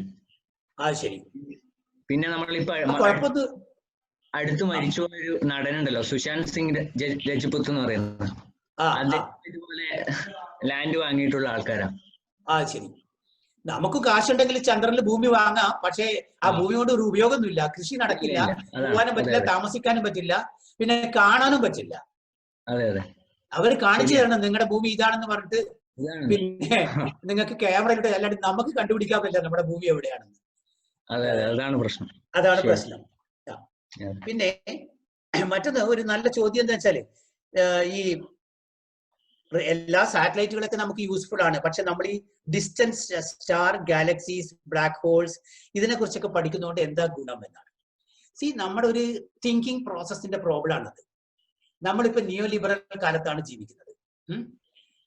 എന്റെ ജനറേഷൻ അതിന്റെ മുമ്പ് തുടങ്ങിയതാണ്, ഞാനും നിങ്ങളുടെ കൂടെ തന്നെയാണ്. നമുക്കിപ്പോൾ എല്ലാത്തിലും എന്താ ലാഭം എന്നാണ് നമ്മുടെ ചിന്ത. ഈ ലോകത്ത് ലാഭമില്ലാതെ ഒരുപാട് കാര്യങ്ങളുണ്ട്. ആസ്പത്രി ലാഭത്തിൽ നടത്താൻ പറ്റുമോ? കേരളത്തിലെ എല്ലാ ആസ്പത്രികളും ലാഭത്തിൽ നടക്കുകയാണെങ്കിൽ ഇവിടെ കൊറോണ വന്നിട്ട് 100,000 പേര് മരിച്ചിട്ടുണ്ടാവും. അല്ലെങ്കിൽ നമ്മൾ ഗുജറാത്തിനെയും മഹാരാഷ്ട്രനെയും വെട്ടിച്ചിട്ടുണ്ടാവും. നമ്മുടെ പോപ്പുലേഷൻ ഡെൻസിറ്റി അത്ര കൂടുതലാണ്. അപ്പോ ട്രാൻസ്പോർട്ടേഷൻ, റെയിൽവേ, ബേസിക്കലി മനുഷ്യർക്ക് ആവശ്യമായ പല കാര്യങ്ങളും നമുക്ക് ലാഭത്തിൽ നടത്താൻ പറ്റില്ല. That is why it is called service. ഇനി പല കാര്യങ്ങളും മുമ്പ് കണ്ടുപിടിക്കുമ്പോൾ അതിന്റെ പ്രത്യാഘാതങ്ങളോ അത് ഇന്ന് പിന്നീട് എന്താവുന്നോ അറിയില്ല. മൈക്കൽ ഫാരഡേയുടെ ഫേമസ് കഥ കേട്ടിട്ടുണ്ടോ? Michael Faraday electro magnetic induction, അതായത് ഒരു കോയിലിലോട്ട് ഒരു മാഗ്നറ്റ് മൂവ് ചെയ്താൽ കറണ്ട് ഉൽപ്പാദിപ്പിക്കും എന്നുള്ള പ്രിൻസിപ്പിൾ കാണാൻ വേണ്ടി വിക്ടോറിയ മഹാറാണിയെ വിളിച്ചു. ആദ്യമൊക്കെ എക്സ്പെരിമെന്റ് ചെയ്ത് നടക്കുന്നൊക്കെ തീരുമാനിച്ചിട്ട് വിളിച്ചത്. റാണി അവിടെ വന്ന് ഇയാളുടെ ലാബിൽ പ്രവേശിച്ചു. അവിടെ കുറെ കമ്പിച്ചുരുളുകളും അതും ഇതൊക്കെ കിടക്കുന്നു. Okay, Faraday show me the experiment എന്ന് പറഞ്ഞു. അപ്പൊ ഫാരഡേയുടെ ഒരു അസിസ്റ്റന്റ് ഒരു വലിയ ബാർ മാഗ്നറ്റ് എടുത്ത് ഈ കോയിലിന്റെ ഉള്ളിലോട്ട് അങ്ങോട്ടും ഇങ്ങോട്ടും ഇങ്ങനെ ആക്കി. അപ്പൊ ഒരു ഗാൽവനോമീറ്ററിൽ അതിന്റെ ആ നീഡിൽ തിരിയുന്നുണ്ട്. So that was the experiment. അപ്പൊ ഫാരഡേയോട് റാണി ചോദിക്കുവാണ്, ഷി വാസ് ടോട്ടലി ഡിസപ്പോയിന്റഡ്. ഇങ്ങോട്ട് വരുമ്പോൾ ആവേശമൊക്കെ തണുത്തുപോയി. എന്നിട്ട് ഫാരഡേയോട് പറയാണ്, Faraday, Michael, what is the use of this? അപ്പൊ ഫാരഡേ വളരെ ആത്മവിശ്വാസമുള്ള ഒരു സയന്റിസ്റ്റ് ആയതുകൊണ്ട് ഫാരഡേ തിരിച്ച് റാണിയോട് ചോദിക്കുവാണ്, madam, what is the use of a new born baby? ജനിച്ചപാടുള്ള കുട്ടി ഒന്നും കാശൊന്നും കൊണ്ടു തരില്ല. അത് വീട്ടിലേക്ക് പഠിച്ച് നിങ്ങളുടെ മാതിരി ഗ്രാജുവേഷനും പോസ്റ്റ് ഗ്രാജുവേഷൻ ഒക്കെ കഴിഞ്ഞ് ഒരു കഷ്ടപ്പെട്ട ഒരു ജോലി നേടുമ്പോഴേ വീട്ടിലേക്ക് കാശ് കിട്ടും. അപ്പോ ഫാരഡേ പറഞ്ഞത് it is A new bone thing, it will take time. ഇന്ന് നമുക്ക് ഇലക്ട്രിസിറ്റി ഇല്ലാതെ ചിന്തിക്കാൻ പറ്റുമോ? ഇലക്ട്രിസിറ്റി ഇല്ലെങ്കിൽ നമ്മുടെ വീഡിയോ കോൺഫറൻസും കമ്പ്യൂട്ടറും എന്തെങ്കിലും ഉണ്ടോ ലോകത്ത്? പിന്നെ സോ ഇന്ന് നമ്മൾ നമ്മുടെ ഗാലക്സികളെ കുറിച്ചുള്ള പഠനം, സ്റ്റാർസിനെ കുറിച്ചുള്ള പഠനമൊക്കെ മേ ബി 100 years കഴിയുമ്പോൾ മനുഷ്യരാശിക്ക് പലതരത്തിൽ ഉപകാരപ്പെടും. വൺ ഇമ്പോർട്ടൻറ്റ് തിങ് എന്താ വെച്ചാൽ, നമ്മളാരും ജീവിച്ചിരിക്കില്ലെങ്കിൽ കൂടി 300 crore years കഴിയുമ്പോൾ, 300 കോടി വർഷം കഴിയുമ്പോൾ ഭൂമി ഇല്ലാതാവും. കാരണം സൂര്യൻ ഒരു റെഡ് ജയന്റായി മാറും. നമ്മുടെ ബുധനെയും ശുക്രനെയും വിഴുങ്ങും, ഭൂമിയെ വിഴുങ്ങാം, അല്ലെങ്കിൽ ടെമ്പറേച്ചർ അസഹനീയമായ വിധത്തിൽ 10s of thousands of degrees Celsius ആവും. അപ്പോൾ അന്ന് മനുഷ്യരുണ്ടെങ്കിൽ അവർക്ക് ഇവിടുന്ന് മാറി താമസിക്കണം. സോ അവർക്ക് വേറെ നക്ഷത്രങ്ങളുടെ ഗ്രഹങ്ങളിലേക്ക് മാറി താമസിക്കേണ്ടി വരും. കാരണം ജൂപ്പിറ്റർ, സാറ്റേൺ ഒക്കെ ഗ്യാസ് ജയൻസ് ആണ്. അത് കണ്ടുപിടിക്കണമെങ്കിൽ നമ്മൾ ഇപ്പോഴേ തുടങ്ങണം. അതാണ് നമ്മൾ ഗാലക്സീസിനെ കുറിച്ചും എക്സോ പ്ലാനറ്റ് ബഹിർഗ്രഹങ്ങളെ കുറിച്ചും അതൊക്കെയുള്ള പഠനങ്ങൾ. അത് ഇമ്മീഡിയറ്റ് റിസൾട്ട് കിട്ടില്ല. But 100 or 200 generation from us, they will get the benefit of that. അപ്പോ അതാണ് ഒന്ന്. രണ്ട്, സയൻസിന് ഒരു ക്യൂരിയോ എക്സ്പ്ലോറേറ്ററി സൈഡ് ഉണ്ട്. അവിടെയാണ് നമ്മൾ ഈ ലാഭം അതൊന്നും നോക്കാറില്ല. We spend lot of money, we keep studying about nature. നമ്മളും നമ്മുടെ പ്രപഞ്ചത്തെ കുറിച്ച് പഠിച്ചുകൊണ്ടേയിരിക്കുന്നു. അതിൽ നിന്ന് എല്ലാത്തിനും ഗുണം കിട്ടണമെന്നില്ല, പക്ഷെ ചിലപ്പോൾ ഗുണം കിട്ടാം. ഉദാഹരണത്തിന് ഫോട്ടോൺ അറിയാലോ, നിങ്ങൾ ഫിസിക്സുകാർ കേട്ടിട്ടുണ്ടാവും. ലൈറ്റിന്റെ പാർട്ടിക്കിൾ ആണ് ഫോട്ടോൺ. അതൊരു ഫിക്സ്ഡ് വെലോസിറ്റിയിലാണ് സഞ്ചരിക്കുക, c 3 lakh kilometers per second around. 3 ഫോട്ടോണുകളെ കണങ്ങളായിട്ട് നമ്മൾ കൺസെപ്റ്റ് ഉണ്ട്. It's A particle. അപ്പൊ 3 ഫോട്ടോണുകളെ ഒട്ടിച്ചിട്ട് പ്രകാശത്തേക്കാൾ വേഗത കുറഞ്ഞ പ്രകാശം ഉണ്ടാക്കിയിട്ടുണ്ട് കാംബ്രിഡ്ജിലെ ഒരു യൂണിവേഴ്സിറ്റിയിൽ. വാട്ട് ഈസ് ദ യൂസ് എന്ന് നിങ്ങൾ എന്നോട് ചോദിച്ചാൽ I don't know. Probably they also don't know, but they have done something like that. അപ്പോ എല്ലാ ഗവേഷണങ്ങളും ഇമ്മീഡിയറ്റ് റിസൾട്ട് വേണമെന്നില്ല, but it may happen later. ഞാൻ കുറച്ച് സ്പീഡ് കൂട്ടാം. പിന്നെ ISROന്റെ വർക്ക് മിലിറ്ററിക്ക് പോകുന്നുണ്ട്, ഇപ്പോഴും പോകുന്നുണ്ട്. അതിനെക്കുറിച്ച് ISROക്കാരുടെ പിന്നെ അഭിപ്രായം എന്താന്ന് ചോദിച്ചു കഴിഞ്ഞാല്, for example, I am a man who is dead against all military and war. യുദ്ധം ഒരു തരത്തിൽ ഒരു പ്രോബ്ലം സോൾവ് ചെയ്തിട്ടില്ല മനുഷ്യനുണ്ടായത്. അതുകൊണ്ട് യുദ്ധം പാടില്ല എന്ന് കരുതുന്ന ഒരാളാണ് ഞാൻ. സയൻസ് യുദ്ധത്തിന് വേണ്ടി ഉപയോഗിക്കരുതെന്നും ഞാൻ കരുതുന്നു. പക്ഷെ ISROയിലെ എല്ലാവരും അങ്ങനെയല്ല. പിന്നെ ISRO ഗവൺമെന്റ് ഫണ്ടഡ് ആണ്. ആ ഗവൺമെന്റിന്റെ ആവശ്യം തീർത്തു കൊടുക്കേണ്ടത് ISROവിന്റെ ഡ്യൂട്ടിയാണ്. അപ്പൊ നമുക്കൊരു മിലിറ്ററി ആപ്ലിക്കേഷൻ സാറ്റലൈറ്റ് വേണമെന്ന് അവർ പറഞ്ഞാൽ ഉണ്ടാക്കി കൊടുക്കണം, അത് ലോഞ്ച് ചെയ്യണം, അതിന് വേണ്ട കാര്യങ്ങൾ ചെയ്യും. അതൊക്കെ രഹസ്യമായിരിക്കും. പിന്നെ DRDO കൂടി ചേർന്നിട്ടല്ലേ? DRDO ബേസിക്കലി ഇസ്രോ ടെക്നോളജിയാണ് ഉപയോഗിക്കുന്നത്. പിന്നെ അവരവരുടെ ടെക്നോളജി വികസിപ്പിച്ചിട്ടുണ്ട്. അവർ ബേസിക്കലി മിസൈൽസ് ഡെവലപ്പ് ചെയ്യാണ്. അവർക്ക് സാറ്റലൈറ്റ് സെക്ഷൻ ഇല്ല. നമ്മളാണ് റിമോട്ട് സെൻസിങ് സാറ്റലൈറ്റ്സ് ഉണ്ടാക്കുന്നത്. നമ്മളതിനെ ഭംഗിവാക്കൊക്കെ പറയും, കാർട്ടോസാറ്റ് എന്നൊക്കെ പറയും, മാപ്പ് ഉണ്ടാക്കാൻ വേണ്ടിയാണെന്നൊക്കെ പറയും. പക്ഷെ it can be used for military very well. അത് നമ്മൾ ഉപയോഗിക്കാറുമുണ്ട്. പിന്നെ ഈ മാർസിൽ എങ്ങനെയാ പച്ച ചെടികൾ സർവൈവ് ചെയ്യാൻ നല്ലൊരു ചോദ്യമാണ്. അത് എന്താണെന്ന് വെച്ചാൽ, നമ്മൾ മാർസിൽ പോയി അവിടെ ഈ ചെടികൾക്ക് വളരാനുള്ള സാഹചര്യമുള്ള ബബിൾസും ക്യാപ്സ്യൂൾസ് ഒക്കെ ഉണ്ടാക്കിയിട്ട് അതിനുള്ളിലാണ് ഇതിനെ വളർത്താൻ ഉദ്ദേശിക്കുന്നത്. Whenever it happen, so radiation may not affect it. Space waste management ഒരു വലിയ ഇഷ്യൂ ആണ്. സാറ്റലൈറ്റുകളുടെ പീസുകൾ ഒരു കണക്ക് 1 സെന്റിമീറ്ററിനേക്കാൾ കൂടുതൽ വലുപ്പമുള്ള സ്പേസ് ഡെബ്രി, അതായത് സ്പേസിലെ മാലിന്യം 5 ലക്ഷത്തിലധികം ഉണ്ടെന്നാണ് കണക്ക്. 5 ലക്ഷത്തോളം അത്ര പീസുകളുണ്ട്. പ്രോബ്ലം എന്താ വെച്ചാൽ, അത് ഒരു സെക്കൻഡിൽ 7 കിലോമീറ്റർ വേഗതയിൽ സഞ്ചരിച്ചുകൊണ്ടിരിക്കുകയാണ്. ഇമാജിൻ, നമ്മളുടെ സ്പീഡ് കുറവാണ്, അതിന്റെ സ്പീഡ് കൂടുതലാണെങ്കിൽ നമ്മൾ ഡിഫറെന്റ് ഓർബിറ്റിലായിരിക്കും. അത് വേറെ കൺസെപ്ച്വലി ആണ് പറയുന്നത്. ഒരു ടൂത്ത് ബ്രഷ് അവിടെ ഉണ്ടെന്നാ കേൾക്കുന്നത്. ഒരു ടൂത്ത് ബ്രഷ്, ഒരു കയ്യൊറ, ഒരു സ്പാനർ, ഒരു ക്യാമറ, ഇതൊക്കെ ഉണ്ടെന്നാ പറയുന്നത്. എവിടുന്നാ പോയെന്ന് അറിയില്ല, സാല്യൂട്ട് നിന്നാവാം, ഏതിൽ നിന്നും ആവാം. ഇതൊക്കെ കറങ്ങുവാണ്. അപ്പൊ ആ ടൂത്ത് ബ്രഷ് നമ്മൾ സ്റ്റേഷനറി ആണെന്ന് വിചാരിക്കും, വിച്ച് ഈസ് നോട്ട് പോസിബിൾ. പക്ഷേ നമ്മളെ വന്നിട്ട് ഇടിക്കുകയാണെങ്കിൽ, നമ്മുടെ മുഖത്തോ തലയിലോ ഇടിച്ച നല്ലൊരു നീറ്റ് ഹോൾ ഉണ്ടാക്കിയാൽ കടന്നു പോകും. കാരണം 7 കിലോമീറ്റർ പെർ സെക്കൻഡ് വേഗതയിലാണ്. അതിന്റെ മൊമെന്റം വെരി ഹൈ ആണ്. It is like a bullet, worse than a bullet. അപ്പോ അത് ഡേഞ്ചർ ആണ്, സാറ്റലൈറ്റുകൾക്ക് അപകടമാണ്. അപ്പോ അതിനെ വേറൊരു കാര്യം, നമ്മളിപ്പം ഇന്ത്യ എന്തെങ്കിലും തദ്ദേശീയമായിട്ട് അതിനെ മിറ്റിഗേറ്റ് ചെയ്യാൻ എന്തെങ്കിലും ടെക്നോളജി ഉണ്ടാക്കി എടുത്തിട്ടുണ്ടോ ഈ ഇല്ല. Waste management? ഇല്ല, ഇന്ത്യ ഒന്നും ചെയ്യുന്നില്ല. ജപ്പാനും യൂറോപ്പും അതിന് വേണ്ടി ശ്രമിക്കുന്നുണ്ട്. ഒന്നൊരു സ്പേസ് ബ്രൂം എന്ന് പറഞ്ഞിട്ടുണ്ടാണ്, ഒരു സ്പേസ് ചൂല്, അങ്ങനെയുള്ള ഒന്ന്. മറ്റൊന്ന് ജപ്പാൻ ട്രൈ ചെയ്യുന്ന എനിക്കൊന്നൊരു നെറ്റാണ്. ആ നെറ്റിൽ ഇതിനെയൊക്കെ കുടുക്കി പിടിക്കുവാന്ന്. പക്ഷേ എത്ര കുടുക്കി പിടിക്കും നിങ്ങൾ? ഇതൊക്കെ ചെയ്യേണ്ടത് ഒരു സാറ്റലൈറ്റ് ആണ്. അപ്പൊ പക്ഷേ still work is going on. May be നമ്മൾ ഫ്യൂച്ചറിൽ എന്തെങ്കിലും കണ്ടുപിടിക്കും. പിന്നെ ലാസ്റ്റ്ലി ഈ സ്പേസ് ടൂറിസത്തിൽ പോകുന്നവർക്ക് spiritual or religious point of view മാറുമോ എന്നുള്ളത് അവിടെ പോയി വന്ന 10 ആൾക്കും ഇതുവരെ മാറിയിട്ടൊന്നുമില്ല. സന്തോഷ് കുളങ്ങര പോയി തിരിച്ചു വന്നാൽ നമുക്ക് വേണമെങ്കിൽ ചോദിക്കാൻ പറ്റും. പക്ഷെ സ്പേസ് പോയത് കൊണ്ട് റിലീജിയസ് പോയിന്റ് ഓഫ് വ്യൂ മാറുമോ എന്ന് എനിക്കറിയില്ല. പക്ഷെ ഒന്ന് പറയുന്നുണ്ട്, സ്പേസ് എന്ന ഭൂമിയെ നോക്കിക്കഴിഞ്ഞാൽ അതിമനോഹരമായ ഒരു കാഴ്ചയാണ്. അൺബിലീവബിൾ ബ്യൂട്ടിയാണെന്നാണ് പറയുന്നത്. നമ്മളൊരു മനോഹരമായ ഒരു കാഴ്ചയൊക്കെ കാണുമ്പോൾ നമ്മളൊരു കൂടുതൽ നല്ല മനുഷ്യരാവാനുള്ള ഒരു ചാൻസ് ഉണ്ട്. അതായത് സ്പിരിച്വലി യു മേ ഇംപ്രൂവ്. പക്ഷെ ഭൂമിയിൽ തിരിച്ചു വന്ന് ഇവിടുത്തെ കുഴപ്പങ്ങളൊക്കെ കാണുമ്പോൾ പണ്ടത്തെ ആളായി പോകാനുള്ള ചാൻസും ഉണ്ട്. That's A different thing. Lastly പിന്നെ നിങ്ങളുടെ ആദ്യത്തെ 3-ാമത്തെ ചോദ്യവും 10-ാമത്തെ ചോദ്യവും ഒന്നിച്ചാണ്. ഏലിയൻസ് അല്ലെങ്കിൽ ഫ്ലൈയിങ് സോസേഴ്സ് അല്ലെങ്കിൽ മറ്റുള്ളവർ വിസിറ്റ് ചെയ്യുന്നുണ്ടോ?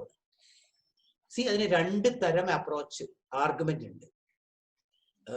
ഇല്ല എന്ന് പറയുന്നവർ ധാരാളം ഉണ്ട്, കാരണം കണ്ടിട്ടില്ല. മറ്റൊന്ന്, ഈ ഫെർമീസ് പാരഡോക്സിൽ പറഞ്ഞതുപോലെ ഈ പ്രപഞ്ചം വളരെ വലുതാണ്. നമ്മുടെ സൂര്യനേക്കാൾ പ്രായമുള്ള നക്ഷത്രങ്ങളുണ്ട്. അതുകൊണ്ട് അവർക്ക് പ്ലാനറ്റ്സ് ഉണ്ടെങ്കിൽ ആ പ്ലാനറ്റ്സിന്റെ ലൈഫ് ഒരുപാട് അധികമായിരിക്കും വയസ്സ്. അവിടെ ലൈഫ് ഫോം ചെയ്യുന്ന റേറ്റ് ഒക്കെ ഭൂമിയിലെ ഒരു മാതിരി ആയിരുന്നെങ്കിൽ ഭൂമിയിൽ 390 crore ഇയേഴ്സ് മുമ്പാണ് ലൈഫ് ഫോം ചെയ്തത്. അപ്പോ മനുഷ്യന്റെ സ്റ്റേജും കടന്ന് വളരെ ബുദ്ധിമാന്മാരായ ജീവികളിലേക്ക് എത്തിപ്പെട്ടിട്ടുണ്ടാവാം. അപ്പോൾ അവർ നമ്മളെ അന്വേഷിച്ച് വരേണ്ടതല്ലേ എന്ന് എനിക്ക് തോന്നുന്നത് നമുക്ക് അമിത പ്രാധാന്യം നൽകുന്നതുകൊണ്ടാണ്. We may be nobody, we may be nothing in universe. 1. 2, milky way ആലോചിച്ച് നോക്കൂ, അല്ലെങ്കിൽ ബില്യൺസ് ഓഫ് ഗാലക്സീസ്. അപ്പൊ ഈ ഭൂമിയിൽ കറക്റ്റ് എത്തിച്ചേരണമെങ്കിൽ ഇവിടെ ഇങ്ങനെ ഒരാൾ ഉണ്ടെന്ന് അവർ അറിയണം, എങ്കിലേ വരൂ. സോ പ്രോബബ്ലി എല്ലാ പ്രോബബിലിറ്റി കൊണ്ടും നമ്മൾ മിസ്സാവുകയാണ്. പിന്നെ നമ്മൾ വിചാരിക്കുന്നത് നമ്മൾ ഉപയോഗിക്കുന്നത് തന്നെ ഇലക്ട്രോ മാഗ്നറ്റിക് കമ്മ്യൂണിക്കേഷൻ ആണ് ഉപയോഗിക്കുന്നതാണ്. ചിലപ്പോൾ their technology may be different. Okay, അല്ലെങ്കിൽ ഭൂമി ഒരു യുണീക്ക് സാധനമാണ്, ഇവിടെ മാത്രമേ നമ്മളുള്ളൂ. പക്ഷേ പലരും പറയാം അങ്ങനെ പറഞ്ഞ് അഹങ്കരിക്കേണ്ടാണ് എന്ന് പറയുന്നത്. അപ്പോ search for extra terrestrial intelligence നടക്കുന്നുണ്ട്, കൂടുതൽ ഉഷാറായി നടക്കുന്നുണ്ട്. പക്ഷേ സോ ഫാർ നമുക്കൊരു തെളിവില്ല. പിന്നെ ഒരു ഇൻട്രസ്റ്റിംഗ് റിപ്പോർട്ട് നിങ്ങളുടെ സ്റ്റുഡൻസിനോട് പറയാം. വളരെ മുമ്പ് അമേരിക്കൻ മിലിറ്ററി ഈ ഫ്ലൈയിങ് സോസേഴ്സിനെ വാറിന് ഉപയോഗിക്കാൻ പറ്റുമോ എന്ന് പഠിക്കാൻ വേണ്ടി ഒരു കമ്മിറ്റിയെ നിയമിച്ചു. ഒരു സയന്റിസ്റ്റ് മിലിറ്ററി മാൻ, സുനീത വില്യംസ് ഒക്കെ, കൽപ്പന ചൗളയൊക്കെ ഫിസിസ്റ്റ്, എഞ്ചിനീയർ, അസ്ട്രോനോട്ട് ആയിരുന്നു. അങ്ങനെയുള്ള ഒരാൾ, ജനറൽ കോണ്ടോൺ എന്ന് പറഞ്ഞ ഒരാള്, അയാളാണ് ആ കമ്മിറ്റിയുടെ ഹെഡ്. അവർ ഫ്ലൈയിങ് സോസേഴ്സ് അല്ലെങ്കിൽ ഏലിയൻസിനെ കണ്ടു എന്ന് പറയുന്ന 241 ആണെന്ന് തോന്നുന്നു എന്റെ ഒരു ഓർമ്മ, ആളുകളെ ഇന്റർവ്യൂ ചെയ്തു. ഇന്റർവ്യൂ ചെയ്യാൻ കയ്യിൽ കിട്ടിയവരെ മുഴുവൻ ഇന്റർവ്യൂ ചെയ്തിട്ട് ഒരു ഹ്യൂജ് റിപ്പോർട്ട് ഉണ്ടാക്കി. അതിന്റെ ഫസ്റ്റ് പേജിൽ ഒരു അബ്സ്ട്രാക്ട് ഉണ്ട്. അതിൽ പറഞ്ഞിരിക്കുന്നത് ഇങ്ങനെയാണ്: we could not find anybody who has really seen a flying saucer. അപ്പൊ ഈ കണ്ടു എന്ന് പറയുന്നവരോ, out of the 241, a large percentage of people were alcoholics. നന്നായി കുടിച്ച ശേഷമാണ് അവർ ഫ്ലൈയിങ് സോസർ ഒക്കെ കണ്ടത്. നമ്മുടെ നാട്ടിൽ ചില ആൾക്കാർ അങ്ങനെ കാണുന്നുണ്ടാവും.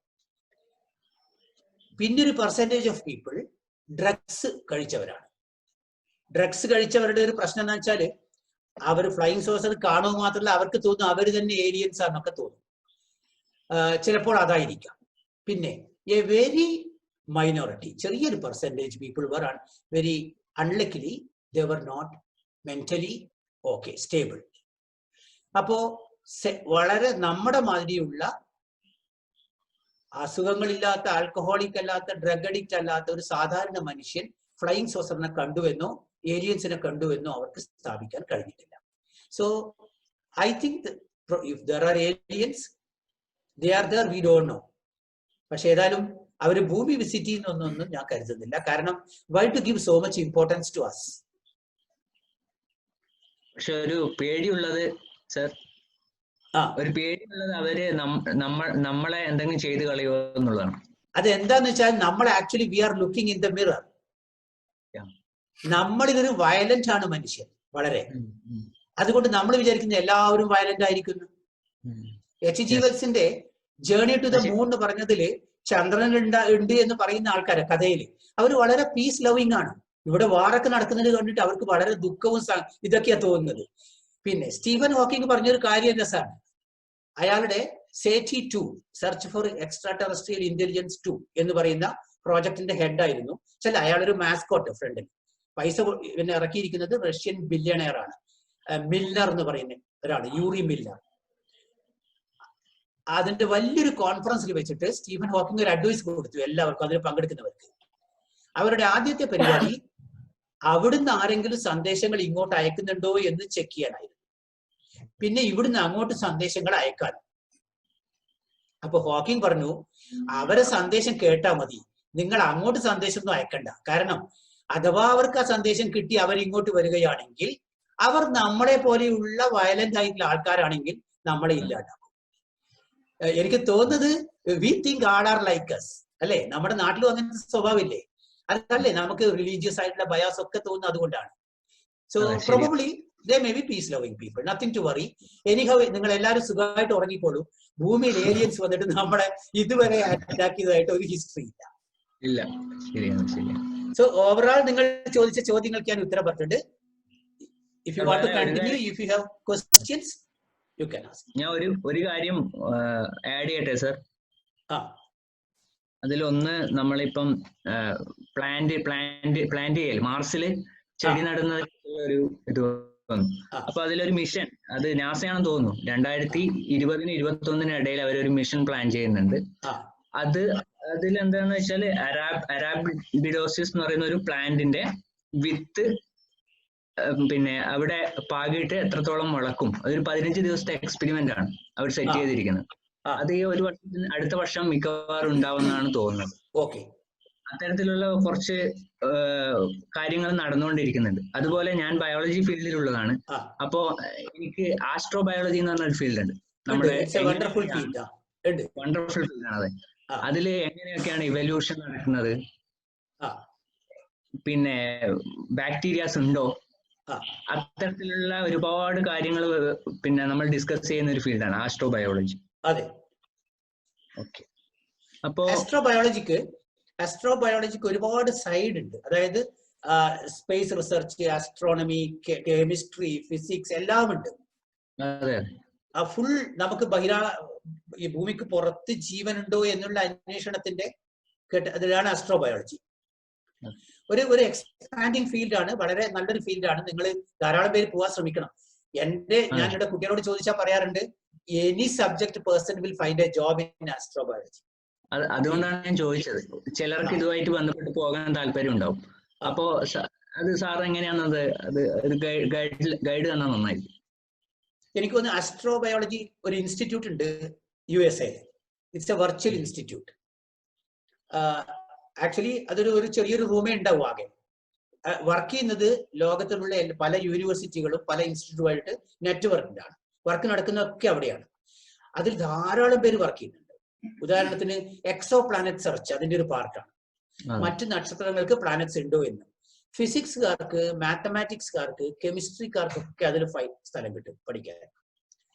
പിന്നെ ലൈഫ് എങ്ങനെ ഇവോൾവ് ചെയ്തു, അല്ലെങ്കിൽ what other way it can evolve. Chemicals നിന്ന് ലൈഫ് ഫോംസിലേക്ക് 390 കോടി വർഷങ്ങൾക്ക് മുമ്പ് ഭൂമിയിൽ സംഭവിച്ച അത് റെപ്ലിക്കേറ്റ് ചെയ്യാനുള്ള ശ്രമങ്ങളുണ്ട്. മറ്റേ സ്റ്റാൻലി മിൽനറുടെ എക്സ്പെരിമെന്റ് ഒക്കെ ഉണ്ടല്ലോ, അതിന്റെയൊക്കെ ഒരു പുതിയ ഇത്. അപ്പോൾ അത്തരത്തിലുള്ള ധാരാളം ഏരിയയിൽ കെമിസ്ട്രിക്കാർക്ക് ആൻഡ് ബയോളജിക്കാർക്ക് ചാൻസ് ഉണ്ട്. ഇൻഫാക്ട് ഏത് വിഷയക്കാർക്കും ഉണ്ട്, എക്കണോമിക്സുകാർക്കും ഉണ്ട്. കാരണം അതിന് ധാരാളം ഫൈനാൻസും ഇതൊക്കെ ഉണ്ടാവും. So physics, chemistry, engineers, biologist എല്ലാവർക്കും ചാൻസ് ഉണ്ട്. സെർച്ച് ചെയ്യേണ്ടത് എന്താണെന്ന് വെച്ചാൽ നാസ, ആസ്ട്രോബയോളജി ഇൻസ്റ്റിറ്റ്യൂട്ട്, ആ ഫീൽഡിലാണ് നോക്കേണ്ടത്. Basically you should be A PhD holder preferably. അതിൽ PhD എടുക്കാൻ അങ്ങനെ ഒന്നും ഉണ്ടോ? ആസ്ട്രോബയോളജിയിലായിരിക്കില്ല, അതിന്റെ ഏതെങ്കിലും ഒരു ബ്രാഞ്ച്. ആ ബ്രാഞ്ച് ഇങ്ങനെ നമ്മൾ ഡിസെക്ട് ചെയ്ത് വന്നു കഴിഞ്ഞാൽ നിങ്ങളുടെ പ്രോബ്ലം വരുമ്പോഴേക്ക് അതൊരു കെമിസ്ട്രി പ്രോബ്ലം ആയിരിക്കും, അല്ലെങ്കിൽ ഫിസിക്സ് പ്രോബ്ലം ആയിരിക്കും, അല്ലെങ്കിൽ ബയോളജി പ്രോബ്ലം ആയിരിക്കും. പക്ഷെ അതിന്റെ ആപ്ലിക്കേഷൻ അവിടെയാണ്. അതാണ് ആസ്ട്രോബയോളജിനെ നമ്മൾ ഇങ്ങനെ ഒരു മില്യൺ പീസുകളാക്കി മാറ്റിയാൽ കുറെ പീസ് ഫിസിക്സ് ആയിരിക്കും, കുറെ എഞ്ചിനീയറിംഗ് ആയിരിക്കും, കുറെ മാത്സ്, കുറെ കെമിസ്ട്രി, അങ്ങനെയാണ്. സോ നിങ്ങളുടെ ബേസിക് റിസർച്ച് നമുക്ക് ഇപ്പോൾ അറിയുന്ന ഫീൽഡിൽ തന്നെ ആയിരിക്കും. വേറെ ഇനി ചോദ്യങ്ങളുണ്ടോ ആർക്കെങ്കിലും? സാർ ഒരു സംശയമുള്ളത്, ഒരു കാര്യം സാർ, ഇന്ത്യക്ക് സ്വന്തമായിട്ട് ഒരു ക്രയോജനിക് എഞ്ചിൻ, ഇപ്പൊ ഒരു ഹെവി ഡ്യൂട്ടി ക്രയോജനിക് എഞ്ചിൻ ഉണ്ടാവാനുള്ള എന്താണ് മിസ്സിംഗ് ഫാക്ടർ? അതായത് ഇപ്പോ ഫാൽക്കണിലൊക്കെ ഇപ്പൊ യൂസ് ചെയ്യുന്ന മെർലിൻ സീരീസിലുള്ള ഒരു കെറോസിനും ലിക്വിഡ് ഓക്സിജനും എന്തോ ആണ്, ലിക്വിഡ് ഓക്സിജൻ ഓക്സിഡൈസർ ആയിട്ട് വർക്ക് ചെയ്യുന്ന ഒരു എഞ്ചിനാണ് സ്പേസ് എക്സിൽ യൂസ് ചെയ്യുന്നത്.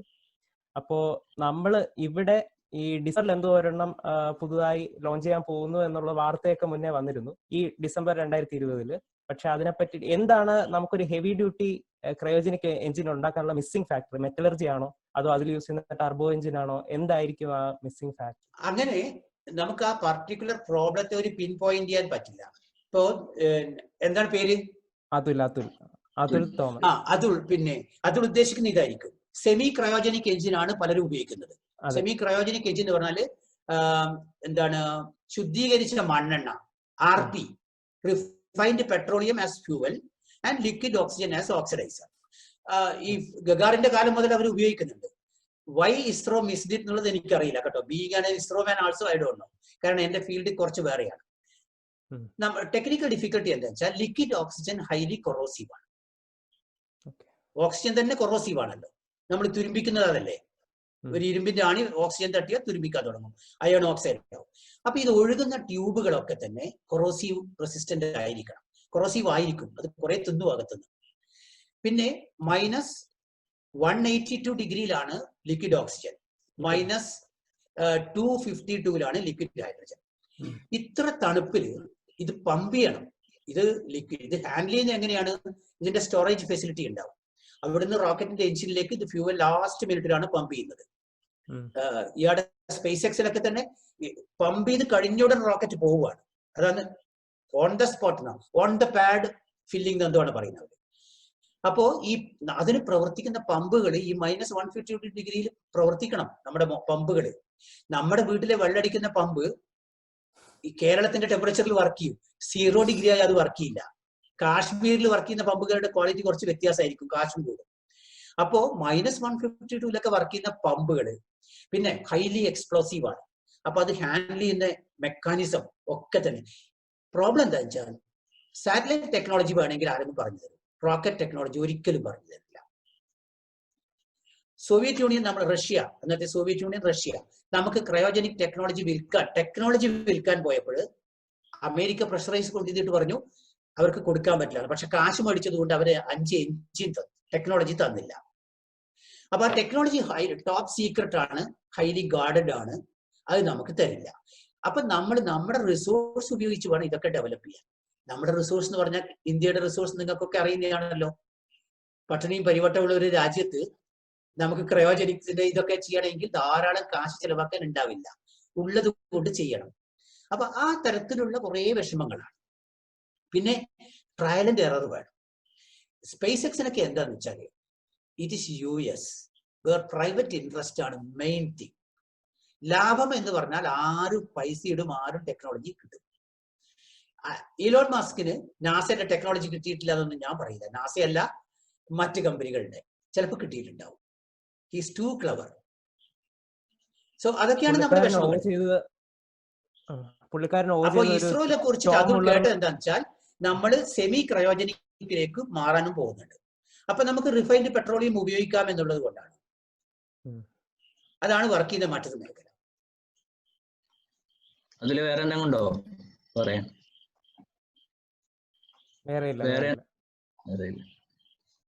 വേറെ ആർക്കെങ്കിലും?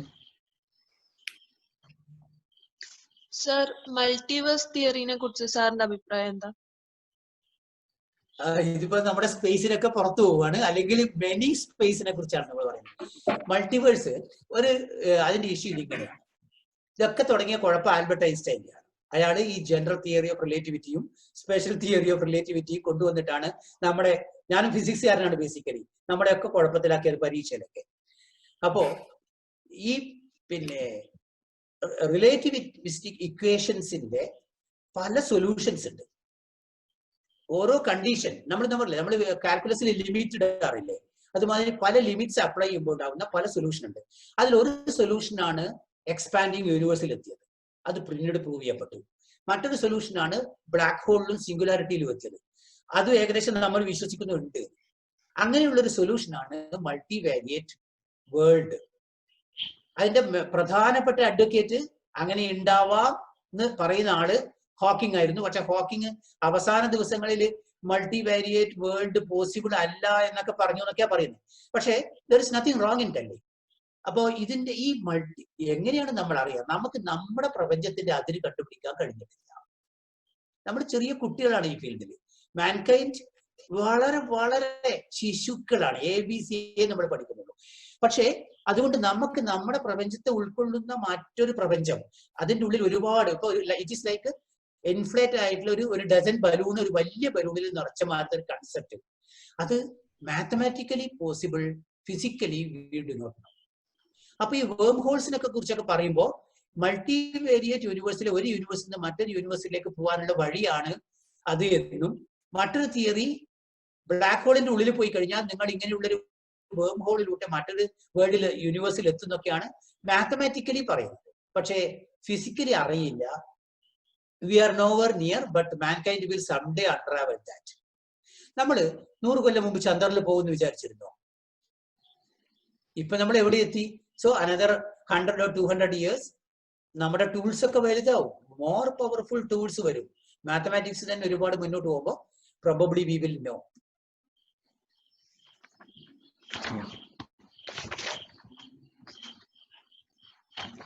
വേറെ ക്വസ്റ്റ്യൻസ് ഉണ്ടെങ്കിൽ നമുക്ക് പറയാം സാർ. അതുപോലെ തന്നെ സാർ കേൾക്കുന്നുണ്ടോ? കേൾക്കുന്നുണ്ട്, പറഞ്ഞു. അതുപോലെ തന്നെ നമ്മൾ ഈ ഫിസിക്സ് എന്ന് പറയുന്ന ഒരു കുറച്ചൊരു ഓഫ് ടോപ്പിക് ആണ്. ഫിസിക്സ് എന്ന് പറയുന്ന ഫീൽഡിൽ ഇപ്പോ ഇങ്ങനെയുള്ള ഒരുപാട് ഇന്റർപ്രിട്ടേഷൻസ് ഇഷ്ടം പോലെ ഇറങ്ങുന്ന ഒരു സമയമാണല്ലോ. അതായത് ഇതിന്റെ പിന്നില് മാത്തമാറ്റിക്സ് മറന്നുകൊണ്ട് മാത്തമാറ്റിക്സിനെ വളച്ചെടുക്കുന്നത്. അതിൽ ഏറ്റവും എനിക്ക് ചോദിക്കാനുള്ളത്, ഈ എല്ലാവരും നോക്കിക്കാണുന്ന ഒരു ഫീൽഡ്, ഈ ക്വാണ്ടം മെക്കാനിക്സ് എന്ന് പറയുന്ന ഫീൽഡില് ക്വാണ്ടം മെക്കാനിക്സിനെ കൊണ്ടുപോയിട്ട് ഇത്തരത്തിലുള്ള ഒരു സ്പിരിച്വലി എന്താ പറയാ റീഡ് ചെയ്യുന്നുണ്ട്. ഈ ക്വാണ്ടം ഉദാഹരണത്തിന് പറഞ്ഞ ഷ്രോഡിഞ്ചേഴ്സ് കാറ്റിന്റെ ഒക്കെ പല തരത്തിലുള്ള ഇന്റർപ്രിട്ടേഷൻസിനൊക്കെ അത് വെച്ചിട്ട് പറയുന്ന കാര്യം ഉണ്ടല്ലോ, നമ്മളൊരു യൂണിവേഴ്സ് ഒബ്സർവർ, ഈ ഒബ്സർവർ എഫക്ട്, ഒബ്സർവർ ആണ് തീരുമാനിക്കുന്ന റിയാലിറ്റി എന്നുള്ള കാര്യത്തില് ഇത് സ്യൂഡോ സയൻസ് ആണോ അതോ സയൻസ് ആണോ സാറിന്റെ ഒരു പേഴ്സണൽ ഒപ്പീനിയൻ? അപ്പോ നമുക്ക് അതിനെ 2 തരത്തിൽ കാണാം. എന്താന്ന് വെച്ചാല് നമ്മുടെ പല കാര്യങ്ങളെ ശാസ്ത്രത്തോട് സാമ്യം ചെയ്യുകയും ആ ശാസ്ത്രത്തിന്റെ സപ്പോർട്ട് ഉണ്ടെന്ന് പറയുകയെന്നല്ലേ. ഉദാഹരണത്തിന് എവല്യൂഷൻ ഉണ്ട്. നമ്മുടെ എവല്യൂഷന്, ബയോളജിയിലുള്ള എവല്യൂഷന് ദശാവതാരങ്ങളുമായിട്ട് കമ്പയർ ചെയ്യാറുണ്ട്. ധാരാളം മലയാളം ആർട്ടിക്കിൾസ് ഞാൻ കോളേജിലൊക്കെ ഉള്ളപ്പോൾ ഈ ദശാവതാരം എന്ന് പറഞ്ഞാൽ എവല്യൂഷൻ ആണ് എന്ന് പറഞ്ഞിട്ട് ആർട്ടിക്കിൾ, ഉദാഹരണത്തിന് എനിക്ക് നന്നായിട്ട് ഓർമ്മയുണ്ട്, ഞാൻ BSc പഠിക്കുമ്പോഴും MSc ഒന്നും അറിയില്ല, പോഞ്ഞിക്കര റാഫി എന്ന് പറയുന്ന ഒരാള് ഇതൊക്കെ എഴുതിയിട്ടുണ്ട്.